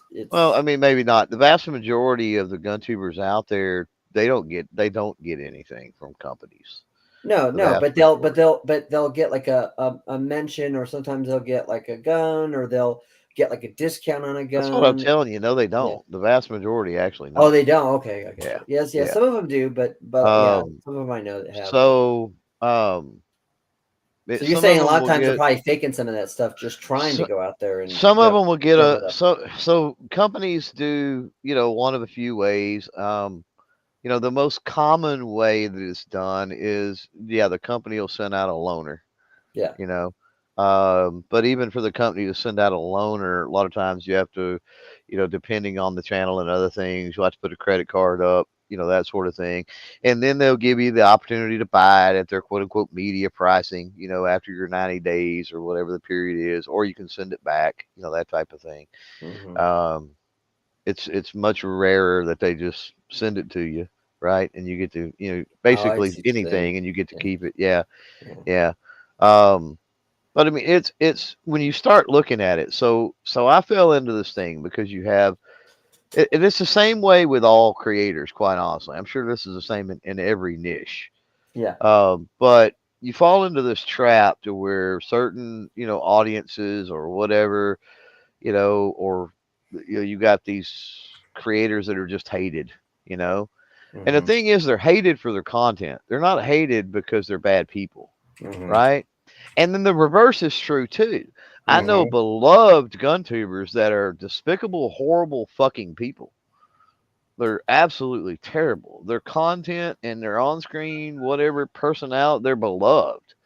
And so, I think one of the things that for viewers out there is, number one, don't put any creator on a fucking pedestal. Period. Right. Because they just turned on a camera and did their thing, and anybody out there can do it. You might have to have another niche, something you're passionate about or know about, or going on a journey to learn, or whatever it might be. But I mean, you could be the next 1 million subscriber fucking channel. You just got to have the balls to turn on the camera and it's true, give but it a try. it also takes only like 3 or 4 different type of personality traits to do it. You know what I mean? Like you have to have like it's weird, but like every single one of these, you're gonna see that they're. I get it, but I mean, let's not pat ourselves on the back too fucking much. Like no, it ain't that and I'm not difficult. gonna take that away either. I'm not gonna argue that. I'm gonna just state that it's not. I don't want people to be like, oh, well, I can just hop on this and make $1 million. Well, you can't. This is a 1% game, just like anything else. Right. You know what I mean? It really is. When you see a lot of these channels, and this isn't anything personal towards these people. It's just the reality of it, which is, you pay to play, and you have to have some type of capital when you start off, or have some type of investor or some investment to start off. Because if you do like what I've been doing, which is just, piecemealing it, guerrilla style, like when I can afford it kind of thing, like. Well, look at the team Andrew's got, right? That's a good example of like when you get to a point, and he's got a way bigger team than his channel is now, let alone like months ago, right? Yeah. Because obviously he's blown up, and he had a way bigger team even when he had 20, 30,000 subscribers. So are you able to afford that team, right? Do you have that infrastructure around you? There's all these factors that come into play. For me personally, that's a big holdback for me, I think, is the whole team aspect. The problem that I do is my niche when it comes to the team. Unless anybody out there's got a way to fucking duplicate a human being to clone really quickly. Without my knowledge base with YouTube policies and all this other stuff, it's very hard for me to farm out shit, because I'm going to have to go back through it and re-edit or do this or do that any fucking way, because they don't know what they're doing as far as policy, and they're going to make mistakes. Well, it's like when you see like the big podcasts on YouTube and whatnot, a lot of times. So this is what I've always said. And if any of you have ever been in radio, you'll know this because it's kind of a standard rule of radio. I've got my ham license. Oh, do you? Well, I mean like working for like a radio station. Oh, okay, so different. Okay. Yeah, everybody needs a ham license, by the way. They're easy. You're 100% right, by the way, Clover. Yep. Yeah. But radios are cheap. Licenses are easy. Yep. But the way it works is usually the standard goes for every hour you produce of content. If you want it to be really good content, right? Mm-hmm. You put in an hour of production work on it, whether that be. I would go further. Just well, this is why I'm saying this is the standard rule. So to me, and I use this to simplify things. So if you're going to plan on doing like a 3-hour stream once a week, plan on 3 hours of production time, whether that be making overlays, whether that be doing pre-production. You mean pre-production? Basically. Yeah, the pre-production phase. There's a pre-production element, but the other element of it too is also producing content. So if you have any pre-made content, that you put on the, and then also if there's anything where you're interviewing people or whatever, that gets into it. What's great is you get someone like Andrew, you get someone who has that natural charisma, and even if you don't like the guy, people who hate his beliefs, they will love watching him. Yeah, because he has that natural gift, and part of it is it does come easy in some regard. I think the other regard is, Andrew has a funny everyman way of telling you things that are logical, which are people who sometimes are trying to present arguments people like me, they get lost in the language aspect, right? Mm-hmm. But anyway, so when you do have that, or when you can have content with a panel, that's great. It's why panel channels tend to grow faster than a lot of other channels, because usually when you're harnessing different personalities and people onto your show, then you do it. Like, it's on Thursday night, for example, I do a show with a guy, and I basically do the tantamount of co-hosting and do all the producing work. So even when I'm not talking, I'm working. Yeah, I've been in that position so many times. Yeah. And so, but and it takes a lot, as you'll see. So, like Grid say, he's like, well, I've got a lot going on, because you got chat. There's things about live panels that you need to keep the viewership up. John, here's one thing to consider is that even Andrew will state in his past live streams and all that is, and I've some that I've really embraced since day one, 17 years ago. For me, was all about collaboration. Collaboration will always integrate my audience, such as your audience, and will commingle. And I've watched this time and time again. Like I watch my chat every single day. And because I run a Monday through Saturday show, and I watch and I go, I know that these people, these select people are from Glenn Lawrence's stream. I know that these select people are from Grid stream. I know that these select people are from Andrew's stream. I know these, you know what I mean? And so collaboration is humongous on YouTube. But a lot of times people are uncomfortable with getting their worldview challenged. And and especially live, right? Where you can't handle it, you can't edit. Right. It's always easy to make a well thought out thing, a video. After you wrote the script with ChatGPT, you've gone through editing. You've gone through editing, and so. And I was telling this to Grid because I actually happen to be in the Discord server that is run by a guy who does he produces Jesse Lee Peterson's show, and he also does a lot of his clips for him. And so we've talked about this, about how editing transforms the material. So I think that's where I think Grid's next step will be, is to go from live to going to extrapolating the goodness of those things that you could be conduced in a 30-second, 60-second, and even a 5-minute video, where that are great. So it's. Well, I think I don't disagree with your assessment of production and stuff there. Yeah. What I was going to add, a lot of times it's longer, and I was depending on how. and I did stop and let you Yeah. finish because you hadn't finished, and I was like, okay, maybe he's going to say this. Was what I call pre-production. Yeah. So one of the things for me is I've got whiteboards, and anytime there's an idea, it's wrote on a whiteboard, right? And then any refinements are wrote. And so any content that I drop for potentially weeks or months has been sort of fleshed out. And I'm down to, I kind of know what my thumbnail's going to look like. I kind of know what the flow of that video is going to be.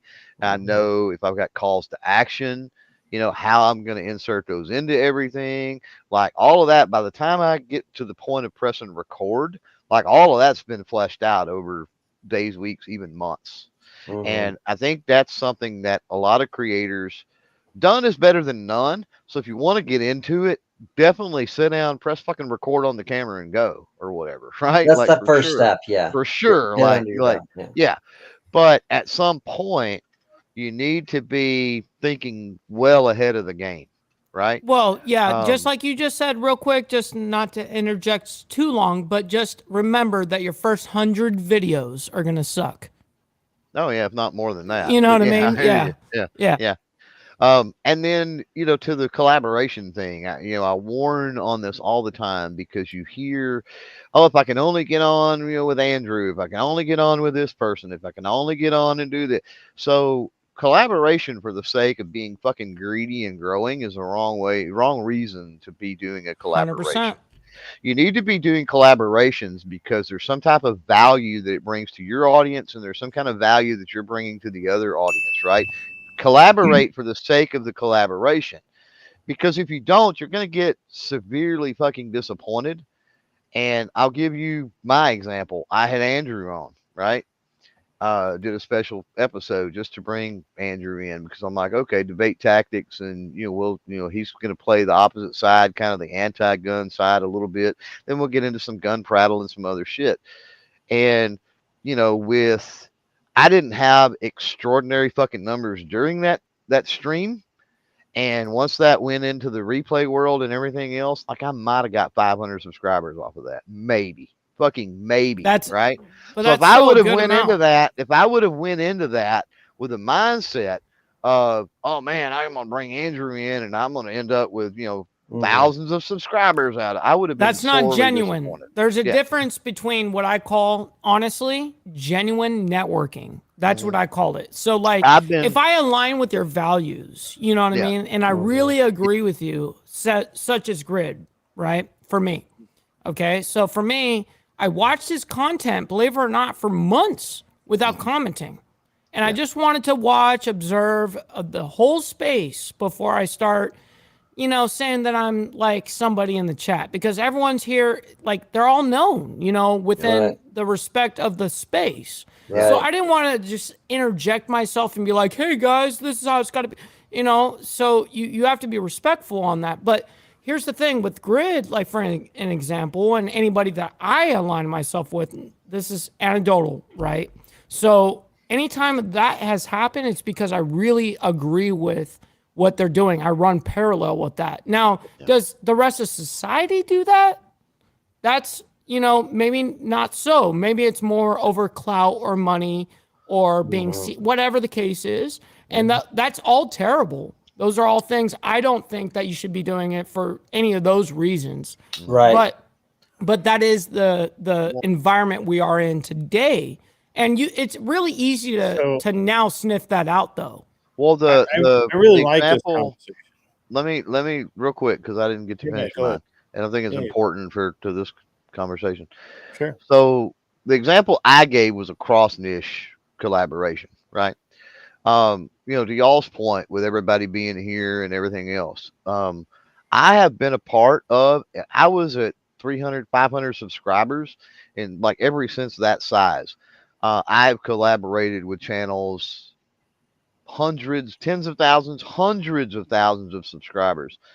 And I can tell you that even if you're within a niche, even if you're collaborating within a niche, it is absolutely 100% no guarantee that you're going to siphon off and get huge numbers or anything out of that. No, you're right about that. It's about you. Do it for the sake of the collaboration and the value of the collaboration, and you'll never be disappointed. The value of that collab, not what you can gain out of that. Yes, correct. Right. Absolutely. I agree. 100%. 100%. Okay, good. I'm sorry. You can have your show back. Sorry, man. This is a really interesting conversation. The different viewpoints are really good. So I find that, and I've just kind of been in the space now for a little while. And, I actually started a channel originally to do airplane stuff. And that was a few years after I had a professional channel for the race team stuff. And actually this was one of, not this one, but the actual Grid One Motorsports channel still exists. All the videos are gone, but it still exists. We see you commenting. Oh yeah, we see you. And so that all, all those channels still exist. There's just nothing going on there. But the number one thing I can tell you that I see where most people fall down is their plan sucks. Amen. Yeah. And when I say that, they come out with this great plan and they're all about the content, they're all about the drama, they're all about the whatever. But that's not first of all, it's not a plan. Second, it sucks. And it sucks because what really matters above everything else is consistency. You guys show up every day. It's a job like it's a job else. Absolutely. I do this religiously every day. You've got to, and like I do, I one of the first things I did was establish when I was going to do shows and what I could actually do if I can, because I see what I see with a lot of people is they get going and then they can't actually continue to do it. Yep. Happens all the time. They overcommit. Or, I always say this, if you're going to do anything, any type of consistency you need to have. So if you can only do once a week, if you can only do once a month, you say, hey, listen, on this day, this is what we're doing. And everyone knows at that time. But when you just run off of just a willy-nilly schedule, I'll just go because I'm a YouTuber, I get to go live whenever I want. No, man, listen, you're not going to win that way.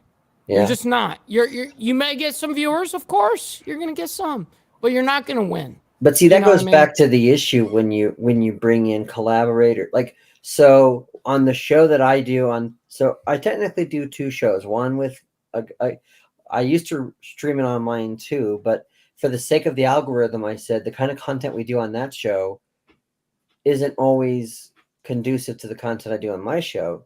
So to me to restream that, I'm not helping the algorithm that way, right? For people who are actually going to be wanting to look for content. So that's really the kind of two different things. You either are trying to find that niche content, or you're trying to find people who are like-minded who may agree or like when you go off things. So on the show that I do with my friend on Thursday nights, like right now for the month of October, we've been doing a Halloween horror movie bracket. And it's like, so you and then people get on the panel and talk about which movie they think is better, and then chat votes on it, right? Mm-hmm. And it becomes like a kind of almost like a verbal combat, but it's instead of debating like politics and religion, it's a subjective thing like movie tastes, which I think it gets that debate juice flowing, but it also gets people who love movies talking about it. Yeah. But you get to a point where people like the energy and they like the, so that's one of the things too but if you will get to a point though, where people will find that you might have a stable community, but you don't grow because you're feeding that one segment of that one thing. So for example, there are YouTubers that I like, a lot, but I don't catch every one of their shows. Sure. Because I haven't built that thing up. Of course, it's hard when you're already a content creator, but you know, and then I even have the worst spot of it. Right, Glenn? Yeah. So I should have said those words. I mean, it's an interesting. I find it interesting because, you know, and I've talked about this with a lot of people. People need to know what to expect from your channel. I think you need to kind of, you know, obviously new stuff and all of that, but the channels that seem to have the endurance, right? They're very regular. People know when they're going to be on. If there's something that changes, they make announcements. They're communicative. The content. I used to think that the content mattered like more, a tremendous amount. No, it's the personality. It is. It's personality and engagement, right? Like, yes, right. You can. People will accept if you're just having an off night if they have that engagement to know that you're having an off night, right? Yes. Like they know that. And so, and then the last thing is, I feel like that there's a lot of drama that goes on because people, let me rephrase or reframe. I think that a lot of people seek drama because they see it as a way to get a bunch of eyes on them. I'll tell you why. I'll tell you exactly why. Right there. Hold on 1 minute. Let me finish. And you're welcome. They get a lot of drama because it gets a lot of eyes on them. The problem is that's very hard to manage and it's exceedingly hard to duplicate on a day-to-day basis. And so what happens is that you're always looking for the next little fight. Or you manufacture. Every time you do that, your audience shrinks because people are bored. They get tired of seeing it. Now, CT, for example, and I've been watching his stream trying to figure out what's going on. CT is not just drama. He's actually building a lot of audience engagement into that. People become invested into those specific arguments. Yep. They're not watching somebody criticize somebody else just for the fuck of it. They're not watching somebody train wreck in slow motion. What they're doing, and Savage, I think, would back me up on this, is they feel like they're part of that drama, and that's really the only way the drama works. And most channels can't pull it off. Most channels that start out or try to be drama channels, and we've all seen these, right? And what they do is they talk shit about whatever new thing that there is to talk about. They go into other streams all friendly and hey, everything's cool, and they pick on one little thing and they make a drama stream about it, and all of a sudden they get 40, 50, 100 viewers, and they have that little beef going on. Everybody's excited to see who's going to say what. And then it tanks. The numbers drop right off the cliff because nobody gives a fuck, honestly. Right? It's the worst kind of content creation. So, or they build an audience that's there for drama, and then they try to switch over and be serious, and that audience doesn't give a fuck about it. Nobody takes them seriously. Yeah. No, you're right. You're right. People don't take any of that serious at the end of the day. You know, the truth is when it comes to this, people that come to drama on a very regular basis, they lack the skills to be able to actually content create for real. Now, here's the thing. I content create every day. You know what I mean? And coming up with a subject and holding retention rate, which is the hardest thing to do on YouTube. That's retention rate equals money. You know what I mean? So when you put all of this investment to be able to get these people to come in and actually click and listen and hear you out, that's a very hard thing to do every single day. And so a lot of people can't do that, and they start realizing in their metrics and their numbers that, hey, you know what? My own content doesn't do as well as when I'm talking shit about Grid. When I'm talking shit about Grid, I get a lot more numbers because his people are coming over. Listen, hate always comes from below. You have to remember this shit. You know what I mean? Don't get deviated from any of this. Hate will always come from below. I've never had anyone doing better than me ever hate on me. Ever. It's never happened. When it comes to drama, I say it all the time. I blame the fucking viewers. I blame the fucking viewers. If they didn't want the fucking drama, if they didn't crave the drama or need the drama, then that would not be the case where drama sells. Right. Yeah. You know. Now, one thing that you guys over here that I see a lot of you missing the ball on, and it kind of goes to what John had mentioned with the foresight, the planning, and grid too, the planning and everything else, a little bit of formatting, with just a few tweaks. We've talked a lot about, YouTube. There's other fucking platforms out there, people. And so the podcast world, look at Joe Rogan, prime example. Like the podcast his majority world of viewership is still YouTube, huge. It's huge. And this show here could be a podcast. It could very easily, with some minor tweaks and some other things, it could I've be thought about having podcast. somebody. I've thought about engaging somebody that knows what they're doing to go back through and trim out some of it. You wouldn't even have to trim it out. You should do it. You should do it, Grid. By the way, here's the thing: you wouldn't with some. I do that with mine, and I don't trim shit. I trim like what 2 minutes on the front, just simply because there's a countdown timer, which you've got that long intro you'd have to trim, and then I trim like a few seconds on the ass end. And unless there was a technical glitch or there's something like that, or I have a company that comes back and goes, "Hey, wait, I shouldn't have said so and so. Can you cut that?" and they request to cut it, like that's the only time I edit. And so within literally a few hours, maybe, of me clicking the button and killing the stream where we record, it's in the podcast world, you know.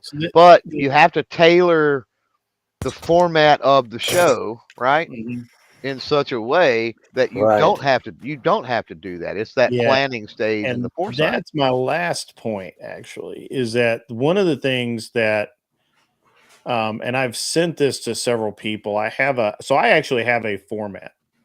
I have a schedule that that every show should flow by. It doesn't because I have guests. I'll get a wild hair up my ass. I'll get distracted and go down a rabbit hole somewhere, whatever.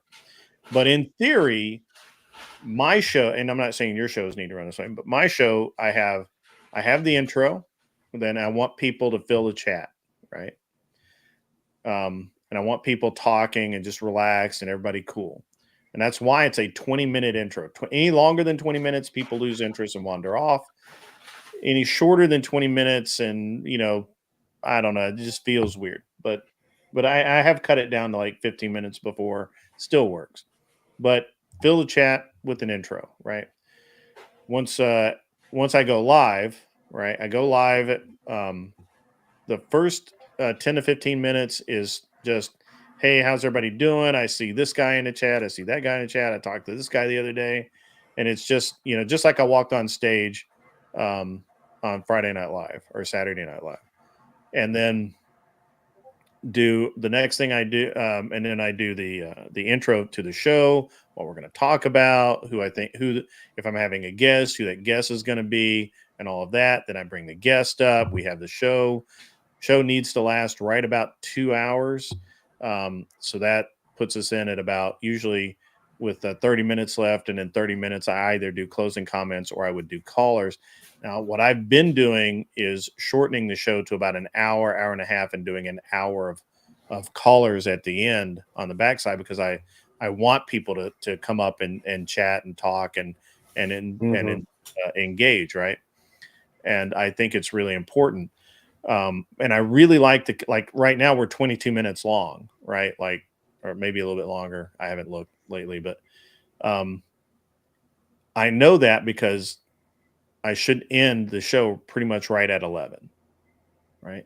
And by doing that, there's a couple of things. First of all, it gives people an expectation of, hey, the show's going to end at some point. Yes. And I did the 8-hour shows. I did the 6-hour shows, and some of them were really good, but it's so hard for somebody to go back and say, man, I had this really great episode the other day. Yeah. I want to give an well, and that's why you go ahead. I that's why now what I've been doing. So on my channel, the live show is on Sundays, and then what I've been doing is trying to do clips of like 5 to 7 minutes that could extrapolate what the episode is about. That will do that, and then doing like the 60-second shorts that get attention. So I think, to me, what's kind of cool to balance those stuff is you put that plan into your live stream, and what's really good, I find, is especially in the first, depending on how things work. So you tend to get people who are chatting, and they know when they come in, part of what they're excited about is not just the show, but the chat with other people, right? And then when you're ready to go, it's you instantly are addressing, which is what you should do in a live show, in a panel, on a stream, is you engage the audience. That's a part of what makes it a stream, is you're engaging audience. Yeah. But then finding a way in that content to also be able to clip out things that would appeal to people. And you don't want to like necessarily have clips of you saying, hi, this and that person, because they weren't there for that, right? And so then where content really matters is when you're trying to make those edited videos and getting it short and sweet. So that's like, so when I was doing with your show, when I did that one clip, I said, what's he saying? What makes this interesting? And what's good about it? And just focus on that and go from there. So, yeah, I think that you definitely have to be able to have a good strategy, guys. I'm actually about to wrap it up. I have time. I have a super chat here from the Vengeful Truther, Nick, $20 Canadian from the Vengeful Truther. We take Monopoly money here. That's fine. Trump and Polier, I'm pretty sure I got that close. 2025, buddies. Cause.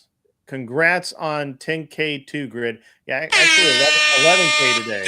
11,000. 11. We're hitting new numbers, man. Yeah. Come on, get with the times. All right, guys. I am. Hey, Grid. Before you leave, real quick. Yeah. I've got to take a W. Okay. I came in. I was really patient, but I turned it into a fucking gun chat. So I get a W. And I appreciated you being so patient, because I was waiting. I was waiting for you to come out with the gun prattle, and I was ready for the gun prattle. Obviously, I was ready for the gun prattle. I expected it. I planned on it, and I was want my W before we leave. That's all. I'm going to give you a W on that one. I'm gonna, can we get some closing remarks from everyone, and then we'll just close out with my favorite clip of Andrew, where he laughs in Desiree's face so hard. It's just a tremendously awesome clip. We got another super chat here, so let's make that happen. Project VO Pod in the house. Grid with the grind. I am grinding every day, man. You guys don't know. 11K. Congrats, man. Thank you so much. I mean, look, even $2, man, all means a lot to me. It really does. Project No AR Pod in the house. No AR. Does he not have an AR? How does he not? Fucker don't have no AR. He keeps putting it off. He's in Texas, right? Yeah, and he makes good money. I feel like that's against the law in Texas. I think there's a law. All right. Just quickly, guys, last words for the chat. We'll start with Savage down there. I thought he was asleep there for a minute, but he's just relaxed. Yeah, so after this conversation about content, I came to the conclusion that I need to do a sponsorship deal or a collab with a rope and a tree. So I'm gonna get out of here, guys. You have a good night. You have a great night, sir. We'll talk to you again soon. All right. Mr. Mosman, sir. Yeah, I just want to say thanks for having me on just for the brief few minutes that you did. I appreciate it. I was looking for you earlier. Yeah, I was too, but I was dealing with some leg cramps. I get really bad leg cramps, and everything I've tried, the doctor, it's insane. So me too, man. Sometimes the only thing is me too. Yeah. Remind me sometime, Mike, to give you the story that I had to do when I was doing debate in college, and we were debating whether we should send surgical limbs to Sierra Leone, and my partner got up on the thing and said, "Look, I would love to give my opponents a hand out here, but they don't really have a leg to stand on." Yeah, no, that's exactly my response right there. Yeah, they do that kind of fun, but anyway, so but thank you for having me on, and I appreciate it. And I always I enjoy our conversations. And sorry we weren't able to. I kind of got on too late. Sometimes it just depends on how it goes too. And I was making some homemade potato soup today, so that turned out pretty good. And good, that's bomb with the grilled cheese. Cheese. Yeah, tomorrow I'll be doing another stream talking about the kingdom of heaven from Christian anarchist perspective on the Gospel of Matthew. So I'll try and make it. I try and stay away from the internet on Sundays and Tuesdays. I understand. Yeah. The only reason I do it on Sundays is because it seems to be one of the few nights where it's usually open, except for whatever seems to be on every Sunday night. But yeah, you guys take care. I appreciate the time. Thank you, John. Have a great evening. Mikey Balls, how about you, sir? Kind sir. Well, thank you for having me on your platform as always. Thank you to the chat. And real quick, just something to say is you know how you were saying about the live streams about like 6, 8 hours, 4 hours, whatever the case is. Just to give a quick example of consistency is my shows are anywhere from 30 minutes to 60 minutes on a live stream. You know what I mean? And that has worked over just being consistent. So I just wanted to say that. With that, much love, honor, respect to everybody. Thank you for having me. Grid, we'll see you on the flip side, man. Before I let Clovertac go, I've got to read Arthur Dye here. Can you have your 10K party before you hit 12K already? I don't know. Hopefully not. Hopefully not, right? Probably not. Yeah, probably not. But we'll see what we can do. We'll just make it a in the thousands party. That's what we'll do. Clovertac, take us out, man. Dude, I enjoyed coming over here. This is sort of the decompression chamber for me. It's a pleasure to always be on and hang out. And you are most gracious to have me. With that said, since I'm being sincere and serious, for anybody that is anti-2A in the chat that's out there tonight, fuck off. Good. I like it. All right, good. Guys, I'm going to close it out with you guys are the best. It's been a cool chill stream for today. I will be back Monday afternoon with the day shift. We'll talk politics. We'll talk money. We're going to talk some finance stuff. It's going to be a great show. I already know kind of what I'm going to do for Monday, so that's always good. For now, you guys, I'm going to send you over. Well, I was going to send you over to Torsha. She just ended her stream. Let me see who else is on right now where I can send you guys.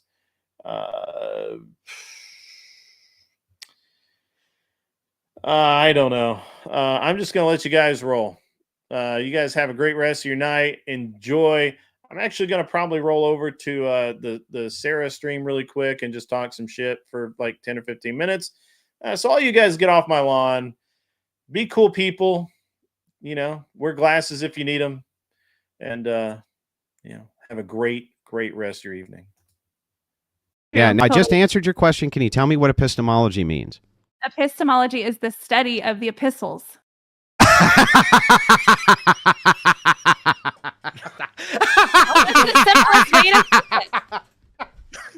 I mean, you can. Wait, This guy told me that a husband and wife is supposed to be the representation of God and the church. He said he's a husband. I asked him if he sees himself as the embodiment of God, and he said no.